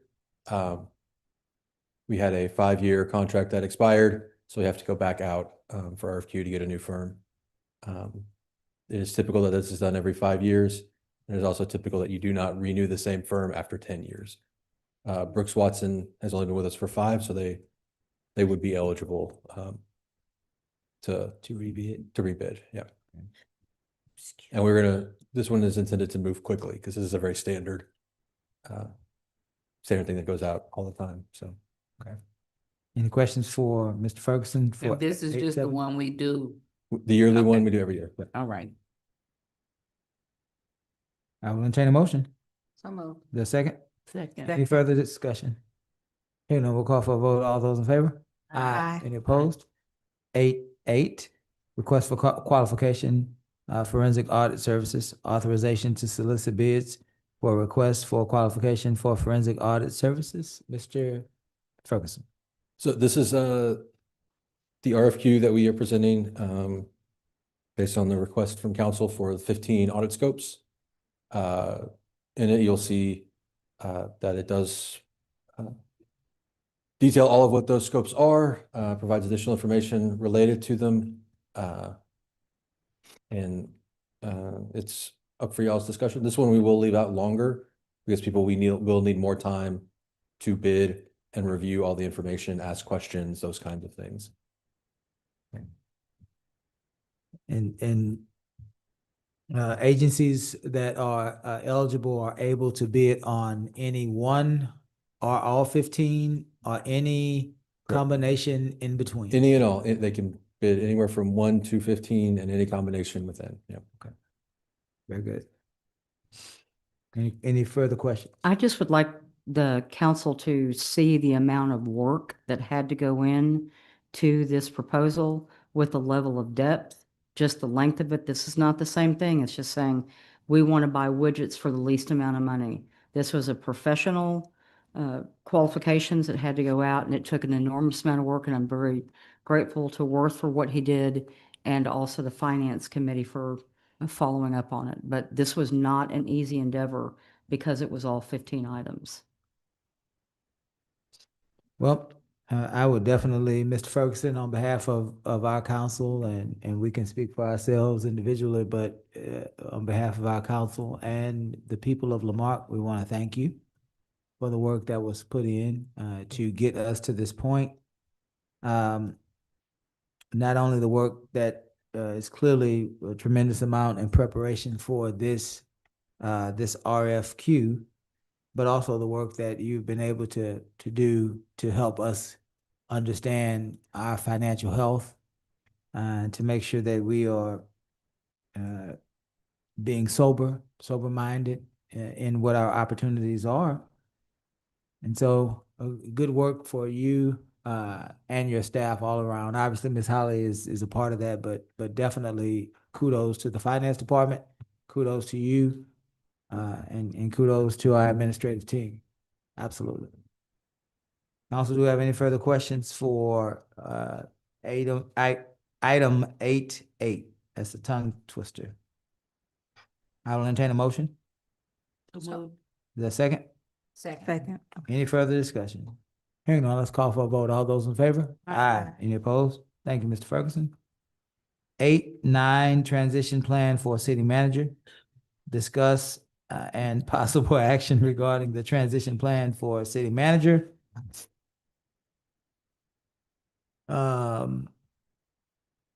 So I will outline a plan, ladies and gentlemen, and we will ask Ms. Holly to give us any updates that she has, or perhaps correct some of the updates that I have. And so it sounds like there were at least 30 applications. Ms. Holly will have a correct number for me. 34. 34 applications that we received through Clear Career Professionals. From those 34 applications, 9 persons were interviewed via videotape. Those 9 interviews have been distributed to the council. Those 34 applications have Not. been If you distributed. want them, we could get them, but what the contract asked for was to take, when they had culled it down to the best, that you would take a look at those. Take a look at the best. Okay. So council, at this point, this is an opportunity when we're done with the update. If we want to see the rest of those, then we will simply make a motion at this point. Is that right, Gus? And we would be able to direct Ms. Holly to release those to us if we so choose. Now, Y'all could ask separately after the meeting. and we can that's a great point. We don't necessarily have to make to direct her here. We can individually go to her if we want to see the rest of them, and she will. Is that right, Ms. Holly? Release those. Okay. Absolutely. Very good. So there were 9 videotape interviews. Those 9 interviews have been provided to council. This Thursday from 9 to 11, we emphasize hard stop at 11. This council will decide if we will interview 4 or 5 candidates in person, and we will decide who those 4 or 5 interviews will be. Perhaps there might be recommendations from Clear Career Professionals. If there are, that's fine. The council still has the authority to add to and take away from those recommendations. And so no worries there. It's their job to provide a professional recommendation. It is our job to make a decision based on what we believe is in the best interest of our city. And sometimes those things are aligned and sometimes they are not aligned. And either way, it's okay. From there, we will have an interview period that next week. Ms. Candace, what does the law say about hosting a special meeting? Is it 5 business days? What is? It's already up. It's been scheduled for February, excuse me, July 16th. July 16th. Okay. That is that's Thursday. Yes, sir. But that's just for us to decide who we will interview. Yes, sir. So And you're talking about moving forward. the interview, with yeah, the right. finalists. So the earliest that we could call for a meeting to interview those 4 or 5 individuals would be what? If we did that tonight, what would be the earliest day we would be able to have that meeting? Tonight, I would need to, I can post. Yeah. Be Monday. On the 20th. Hey, council, we can reconvene here Monday. It is the summer months. We can reconvene to do interviews on Monday if you guys like. Tuesday would be a good day as well. We need about 30 minutes to an hour per candidate, preferably an hour, with about a 10-minute break in between. 5 candidates would be 5 hours. Lunch break would be 6 hours. So we're looking at the better part of a day. I won't be. Okay. Which day is this, the interview day? We were looking at Monday, or probably Tuesday works better for me personally. I think. Let me. How about we all do that? Yeah, I can't do it till after 5:30 those days. I'm sorry. Miss Williams, what does your schedule look like? I know you can make flexibility, but Yeah. are you a 5:30 person as well? Yes. Okay. All right. We can do, ladies and gentlemen, we can do maybe if we're so inclined, maybe 3 on Monday and another 2 on Tuesday.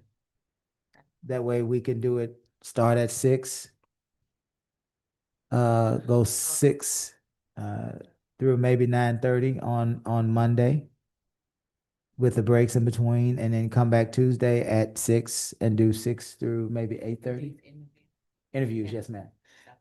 And so when you say Monday, you're saying July 20th, correct? Yes, ma'am. I'm speaking about Monday, July 20th and Tuesday, July 21st. We would need to reschedule the ordinance review committee, but that's not a problem. We can do that. Just curious, why would you need to reschedule the ordinance review? Because they're scheduled for 6 o'clock In on here. Monday night. They meeting here. So we'll just reschedule them. Well, y'all can go in a back room to interview. Y'all just have to be here to open and close the meeting, take the action. If y'all want to go in the back room, but It's up to you, Ms. Holly. I would prefer, because I can't be in 2 Oh, places yeah, at that's right. once. Can't be in 2 places at one time. Sorry.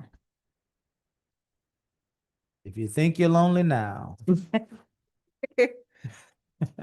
All right, so Monday at 6, 3, Tuesday at 6, 2. Okay. So we sound like we're settling on 5. 5 people. 5 folks to interview.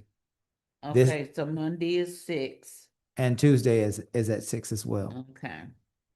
This Thursday is at 9 in the morning, and it is to decide which 5 people move forward. There are 9 video interviews and there are 34 applications. Out of all those 34 wonderful folks, 5 will be decided.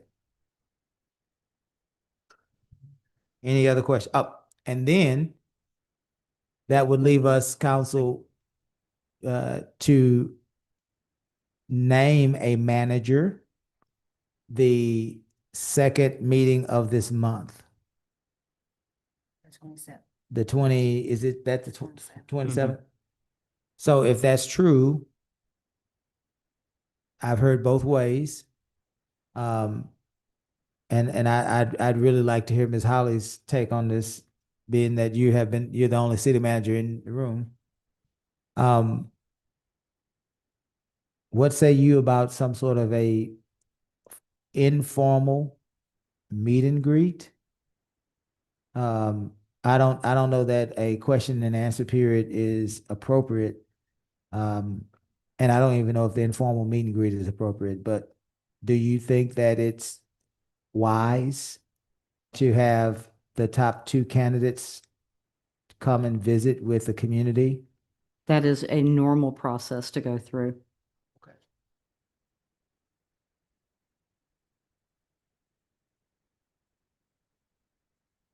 Okay.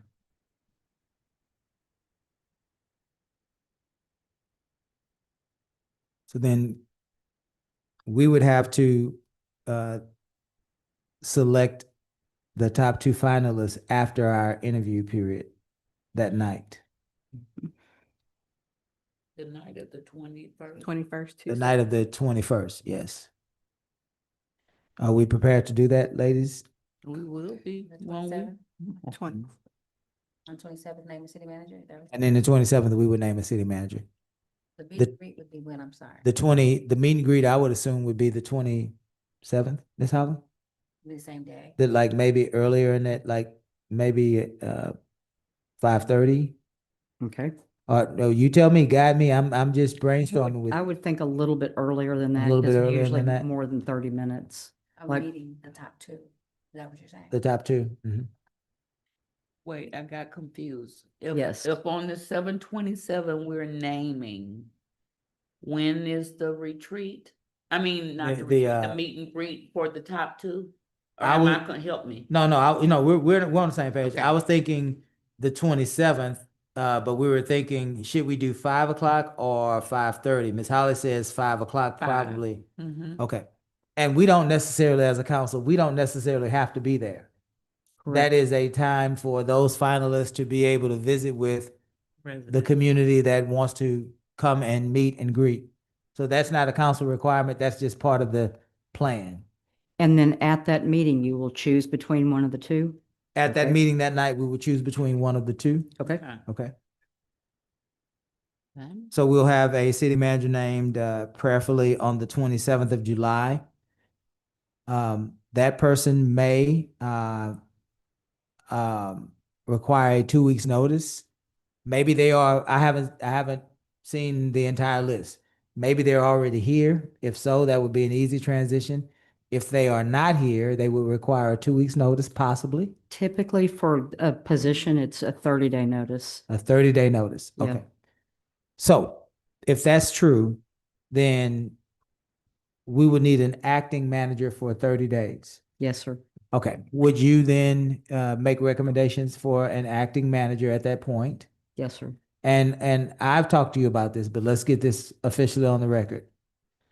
You have already shared with me that you are making yourself available via phone, via video conference to the acting manager, Yes, as well as the new manager correct. for a certain period of time, maybe 30 days, Whatever you need. whatever we need. Okay. And is that something that that we have to work through with Texas First? I won't be on Texas First payroll at that Okay. point, so it will be free. Okay. Okay. Okay. Okay. All right.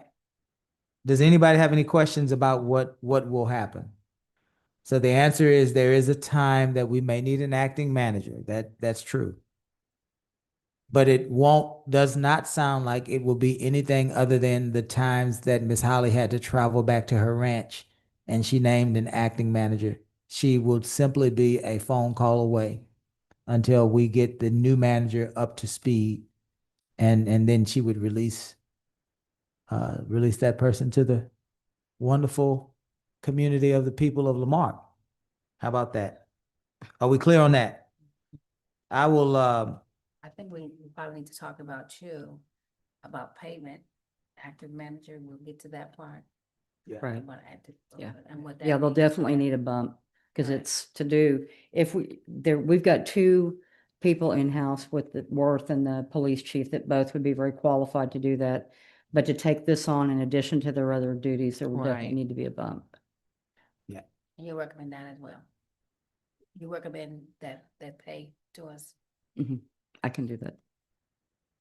all right, I will entertain a motion to solidify this timeline, ladies and gentlemen. So moved. The second? Second. Any further discussion? Hearing none, we'll call for a vote. All those in favor? Aye. Any opposed? City managers report, manager report, submitted report to update the council and the community on the standard operations of the city. This report can be acknowledged as a whole or discussed at the pleasure of council. As always, council, I will run through this list. If you want to discuss any item, just wave at me. And we will definitely discuss. 9.1, Public Works Report. Yes. Okay, I think I want to ask a question about the Public Works Report as well. So that's a KB and a TG. Since Shannon is out with a family emergency, what he said is that he would be here in 2 weeks at your next agenda to talk about that. Okay. So That works for me. yeah, because we don't have anybody here from his shop to talk about that. All right, well, I'll wait with you. Okay. Okay. So 9.2, history of the wastewater treatment plant, that would be the same thing, wouldn't it? Yes, sir. And 3. And 9.3, okay. 9.4, standard operating procedure, that would be a Shannon thing as well. We can make. 9.5, finance report. 9.6, city clerk's report. 9.7, Highland Bayou Shoreline Restoration Grant, let's pull that for a minute.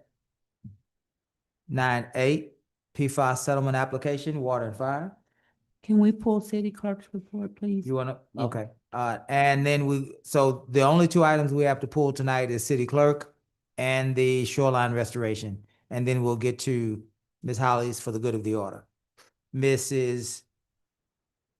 Griffin with 9.6. Yes, I went through my notes, and this is the report that we used to get from Kiera. Okay. I didn't print out the other one, but it's not like this one. And I don't know about the rest of the council, like to continue to get this one with the detail on it. Okay. And also we had asked that there be updates to the board and commission's application process Okay. prior to us having this discussion. And so the reports that I think would benefit us is this report, Ms. Candace, that we have that has the detail of the board, the member, and all of it. It has the abscesses on it. And if we can get this report by board, by district, I think that will work for us. And instead of getting the list of applicants, if we can get I want to see the actual application. If council doesn't object to that, instead of the list. So you want to see the board members' applications? Okay. We've done it, I think we've done that before in the past. We've done that before, and we also used to get who was absent. He used to get like. Right. What we were getting before was like 4 or 5 reports, and I mentioned it to Ms. Holly and Kiera, and they agreed that we could streamline, and this one report does all of that. So I just wanted to pass this down to Ms. Candace, but this is what I would like to see when Okay. you do the city clerk's reports. You said that report has the application in it as well? The board stuff, no, we would just get a list and it would just have everybody on it, whether they were eligible or not. And so I just think it's cleaner if we see the application. So you want the application? Right. Yes. Okay, okay. That's what I thought you said. I got you. Okay, okay. I apologize. No. Thank you. No worries. That was me. I misunderstood. I was done, but Ms. Holly, I will just say that I got the reports that we used to get from Public Works. Mm-hmm. And I just wanted to pass them back to make sure that when everything is up and running, these are the ones that we will be receiving Okay. from Public Works. So Thank you, I'm ma'am. done. Thank you. Thank you, ma'am. Ms. Holly, let's make sure that everyone is on the same page as it relates to the Highland Bayou Shoreline Restoration Grant. I know there's been a lot of questions about that program. And so one of the main questions that I've heard is whether or not we have contemplated returning that grant award. Is that something that we've contemplated? No, sir. We have not. No, it is a no match grant. And the way that the grant works is when we go out for an RFQ for the engineering firm, and they have to have both the like licensed land surveyors that can work in water as well as engineers together with PEs, then they will submit their bids, or whoever's working, they will submit their information. That goes to the GLO. The GLO says, yes, fix it, or it's, whatever it is. They then put that money in our account. We never have that $4.95 million in our account. They reimburse us for the work that's been done, and then we have 3 days to get that money out to the contractor, the engineer, or whatnot. So part of the policies that you adopted tonight also say that we can't hold on to that money, because in the past, they were holding on to that money and they were making interest off of it. And that is not okay with the feds or the state to do that. So we're never out the money. We don't front the money to those people. We're getting paid by the GLO to then turn around and pay them. Okay. Any further questions on that item? Hearing none, let's move to the good of the order, and that is also you, Ms. Holly. Yes, so the one thing I did want to bring up, this agenda, particularly because it was dealing with the wastewater treatment plant, and Shannon was very thorough in pulling every agenda since 2018 where those actions took place. The agenda was 1,473 pages. And as the council has determined, Councilmember Lowry gets his packet printed, bound, and delivered to him, unlike anybody else on the council. Everybody else is using a city-issued iPad to download their packages, but we're having to take a very large package for him. And our normal day is we print about 104 pages in City Hall, but because we were trying to print 1,473 pages for him, we ran out of toner. So today, City Hall was shut down from doing any printing. We had to do a rush order to get toner in, and so I would ask at some point if we could reconsider, and the city has issued iPads for a reason, so that everybody has that documentation, because it is taking time and money to do what is being asked for one council member. The other, I guess, happier items are going to be the police department is seeking sponsors and speakers for the Warrior Within Summit. And that's a free mental health conference for first responders and their significant others. It's going to be held September 23rd and 24th at the Doyle Convention Center in Texas City. And anyone who's interested in serving as a sponsor should talk to Lieutenant Gandy. And I know in one of my prior communities, the police chief was very involved in this. It's extremely helpful for the first responders who deal with things that typically only the military has to deal with, and it can help them stay strong and stay focused on their job and not be eaten alive by what they're seeing. And Aquatrax is the Lamarck's water usage and leak detection portal. We got a taste of that with one of their presentations. We're going to do a resident lunch and learn workshop, and we will release those details tomorrow. But beginning August 3rd, residents will receive an email that they have been put into the Aquatrax system, and then they can start getting information about their daily water use, any leaks, etc. Our work days, our weather work days, besides being extremely hot, we got a really good cleanup effort done. And again, thank you to Worth on that. Our higher value items will be combined with surplus property and sold through an outside auction company. Amico Federal Credit Union sponsored breakfast, and Worth provided the lunch out of his own pocket. The Special Events Committee will meet this week to look at recommendations for next fiscal year. And Colleen has restarted the monthly water bill newsletter that lets us communicate with our residents. And that seems to have been a community favorite that's provided at no additional cost to the city. And that's what I have, sir. Thank you, ma'am. Let's do our request for council. Excuse me. Question real fast. Go ahead. Go ahead. Go ahead. It's called, I missed the warrior program, the first responder program was called what? Warrior Within. Warrior Within.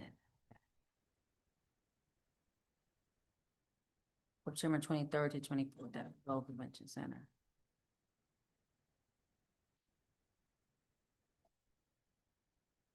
You have a time for that? I don't right now, but I can get it to you. Okay.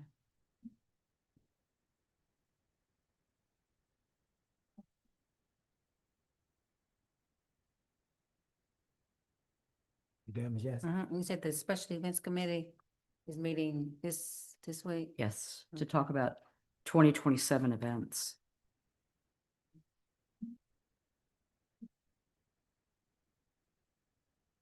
Okay. All right, Ms. Williams.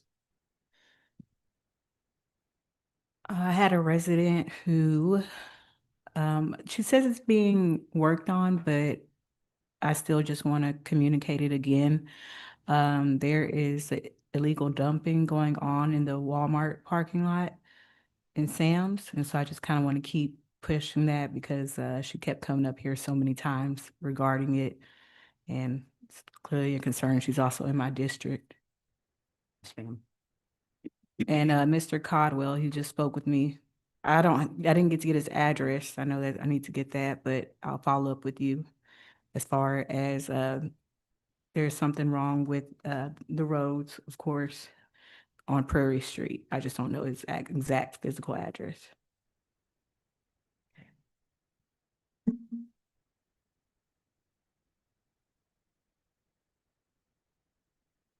You doing, Ms. Williams? Yes. Ms. Jansen? Let's see. The young lady that came from District A on Catherine Street, give me a follow-up on her with that culvert situation. Just let me know what is the city's resolution, Teresa Strayham on 2706 Catherine Street. Something is going on in that area because James DeWalt called as well, asking about the work that the contractor has done. I think I sent you that as well. I just want to make sure that we follow up on his request because he's been calling me for that. Want to make sure that sign that Mr. Loftus bought from District A gets put back up professionally. Then again. Yes, we can't, the actual pole was also rusted out, so Okay, so that's that's why the it didn't reason. go back immediately. Okay, so is it back up now? I don't know, but I will find Okay, out. It's please. not. Okay. I'm sorry. Look, Kim. Yeah. It's still in the back. Yes, yes. Okay, let's see. Please, Ms. Holly, before you go. I mean, with that, but no, I know it's the summertime and, people are calling about their, some of our lots that we cut. I don't know who our contractor is, but some people are concerned again of, some of the lots that are not being cut properly. July 25th, there is a backpack drive at Highland Bayou Park, with Thrives from 1 to 4. We will be there. We're encouraging everyone to come out and participate. That's one of our first back to school drives in the area. July 25th, Highland Bayou Park, 1 to 4. I'll get you that flyer so we can, share that as well. Those were the young men that came and requested sponsorship. That's that event. And we've decided I've been calling some people to try to help that be a big event. So we're hoping that we, can get a lot of people out there. This is what I would want to do, because of all the negative press. I know you and I talked about a little bit about putting something in writing, and Gus, I just put something in writing since there's so much people, well, just coming from one person about this council doing, fraudulent things. I would like to see a memo in writing that no one from this council, that there's been no action found about any type of fraud. So we can put that to rest, put it in writing and memorialize that, so we will have that in the archives when you leave. I think that's important to make sure, along with what we passed with the first reading. I think it's important that the city responds to some of that, to understand that that is not the case with this council. And again, I think that is all I have is for that, other than stay safe. Please report to me anything that you see in our district that needs to be improved. Our city is not perfect, but I do believe if you strive for excellence, you strive for perfection, you'll catch excellence. And so I want to make sure that we let people know that we are accessible, that you can contact the mayor and people that represent your district, because we want to know. If you don't tell us, then we don't know, and don't assume that we know. So I want to make sure that our residents know that, that there's no wall. You can call us directly on our cell phones, our emails. I always encourage people to do emails if you can, because that memorializes and gets a written copy of what you turn into us, and it makes us accountable as well. So I want to encourage you all, to our residents, to email, and please use the request tracker. If you're going to put it on Facebook, put it on the request tracker so that we could, hold people accountable, because the request tracker system helps our staff to know when it was put in, and it helps our supervisors to understand how long that has been a work order. But thank you so much, and I look forward to our next. Thank you, Mayor. Thank you. Mayor Pro Tem? I want to take this opportunity to, just to thank code enforcement. I have been working, for the past year on, identifying, issues, and bringing forth, residents' concerns.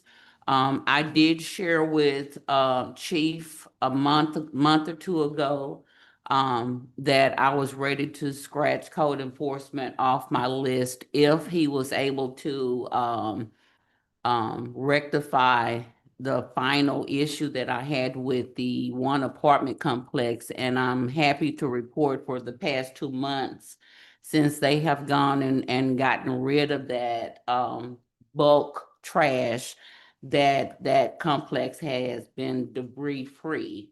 And I'm, excited about that. And this past weekend, I see the work that they're doing, and I recognize that there are certain areas that there will be a heavy in fluctuation of brush and debris pickup. So I am going to rely on the code enforcement to just follow that process. I'm no longer going to be reporting those debris piles that I see. So I'm moving away from that. I want to thank Mr. Shannon also for all of the work that has been done in District D. When I first came, I was overwhelmed. I was frustrated. I was really upset with everybody, but you know, it takes time to speak with other council members and work with the city manager, just to calm down and give the process time, to work itself out. And I am happy with the work that Public Works, has been doing out there thus far. I do want to share, residents' frustration with the work that gets done, but it's not done to the level that it should be. That is the biggest complaint that residents in my district are dealing with. Mr. Clarence spoke to part of the issue with the patch, and if it wasn't for the men of District D, I wouldn't know that there's a difference between a soft patch and a hot patch. Yep. And so I know that streets was a priority this year. I know that the staff has done their part to do as much as they can with what they have. But I agree with residents that we need to come up with a better plan with the pothole repairs. Whatever that machine we need to do asphalt patches correctly or whatever that is, I think we need to be looking at that as well if streets are priority as we have been told. I think that's all I have, Mayor. Thank you, ma'am. If I may piggyback off of your comments, Ms. Griffin. I think that I'm seeking to be informed on this pothole patch operation. Is it cold mix? Is it hot mix? We have all of this wonderful equipment that we just purchased. And we need to understand exactly how that equipment is operating, so that we can share that with our community members, right? And so I'd like to definitely have that discussion next meeting in your manager's report. Ms. Holly, it doesn't have to be an item for us to take action on. It just needs to be an item for us to get clarity on. So manager's report, we definitely have Mr. Burrow and his family in our prayers. And we will certainly wait to have those answers. We just want him to be able to make sure that his family is taken care of, whatever that looks like for him and his family. Along those lines, I also would like to see next meeting the directives and the policies that I talked about when we were talking about getting Lamarque back on track. We talked about having a responsive plan where we would have a deadline to return correspondence with our community members, as well as a plan to get back to the basics of city services, repairing those potholes, clearing those ditches, right? Making sure that the basic elements of our wastewater and our stormwater plans are operational and those programs are efficient on a basic first level response, not complex issues that obviously need to have bid processes and all sorts of other things that take time. But the first surface level issues, we need a plan to respond to those in a timely fashion so that we can adopt it and incorporate that, because that's the main thing that our community members are wanting. They want us to get back to business, and they want the business to be as efficient as possible. So I look forward to us being able to provide direction on that.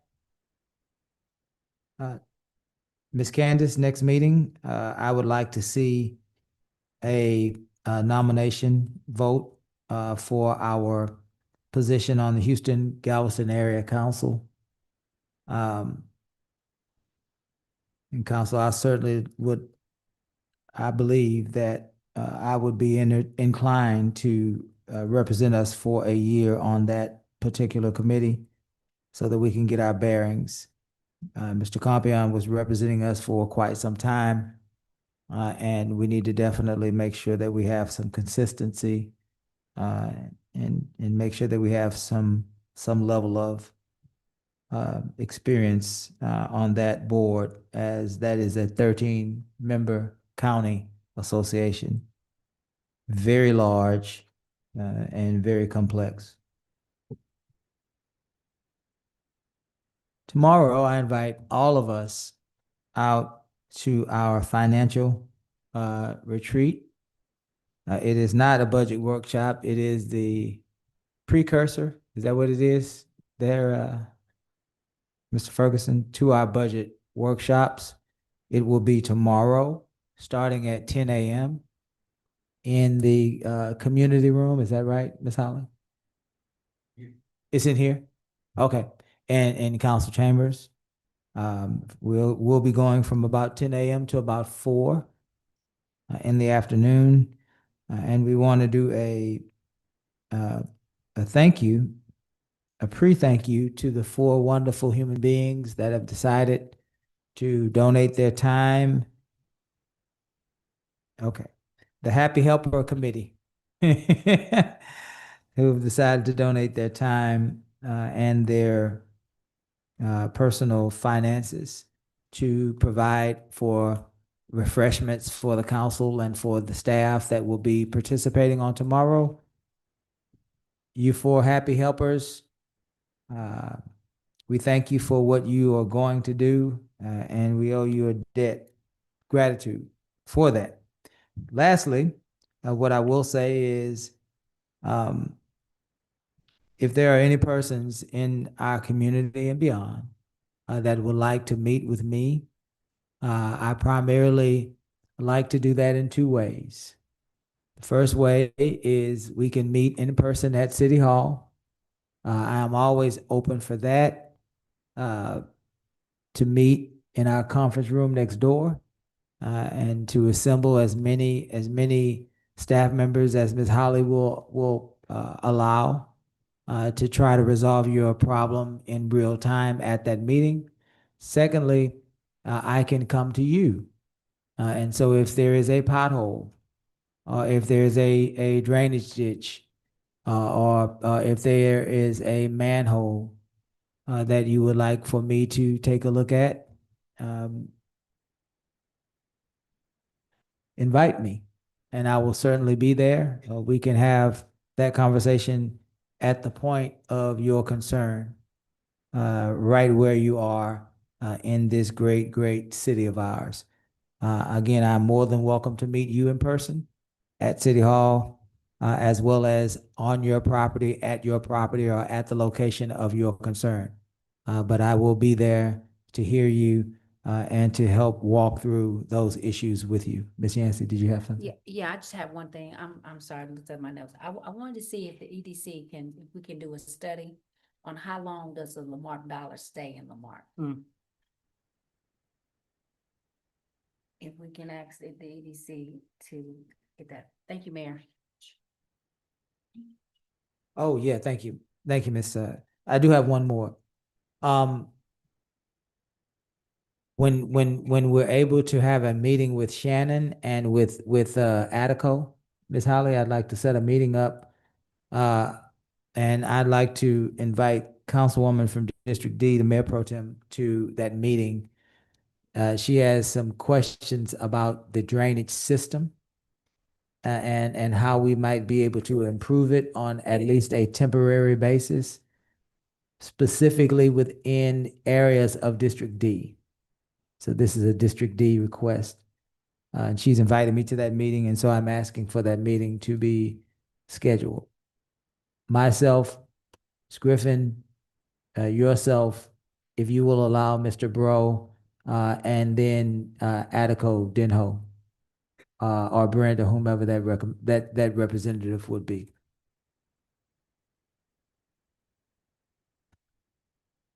We get it? Yep. Very good. Anything else, council? Say 15. I know you're all excited. I will entertain a motion to adjourn. So moved. The second, all in favor? All right, we stand adjourned until tomorrow.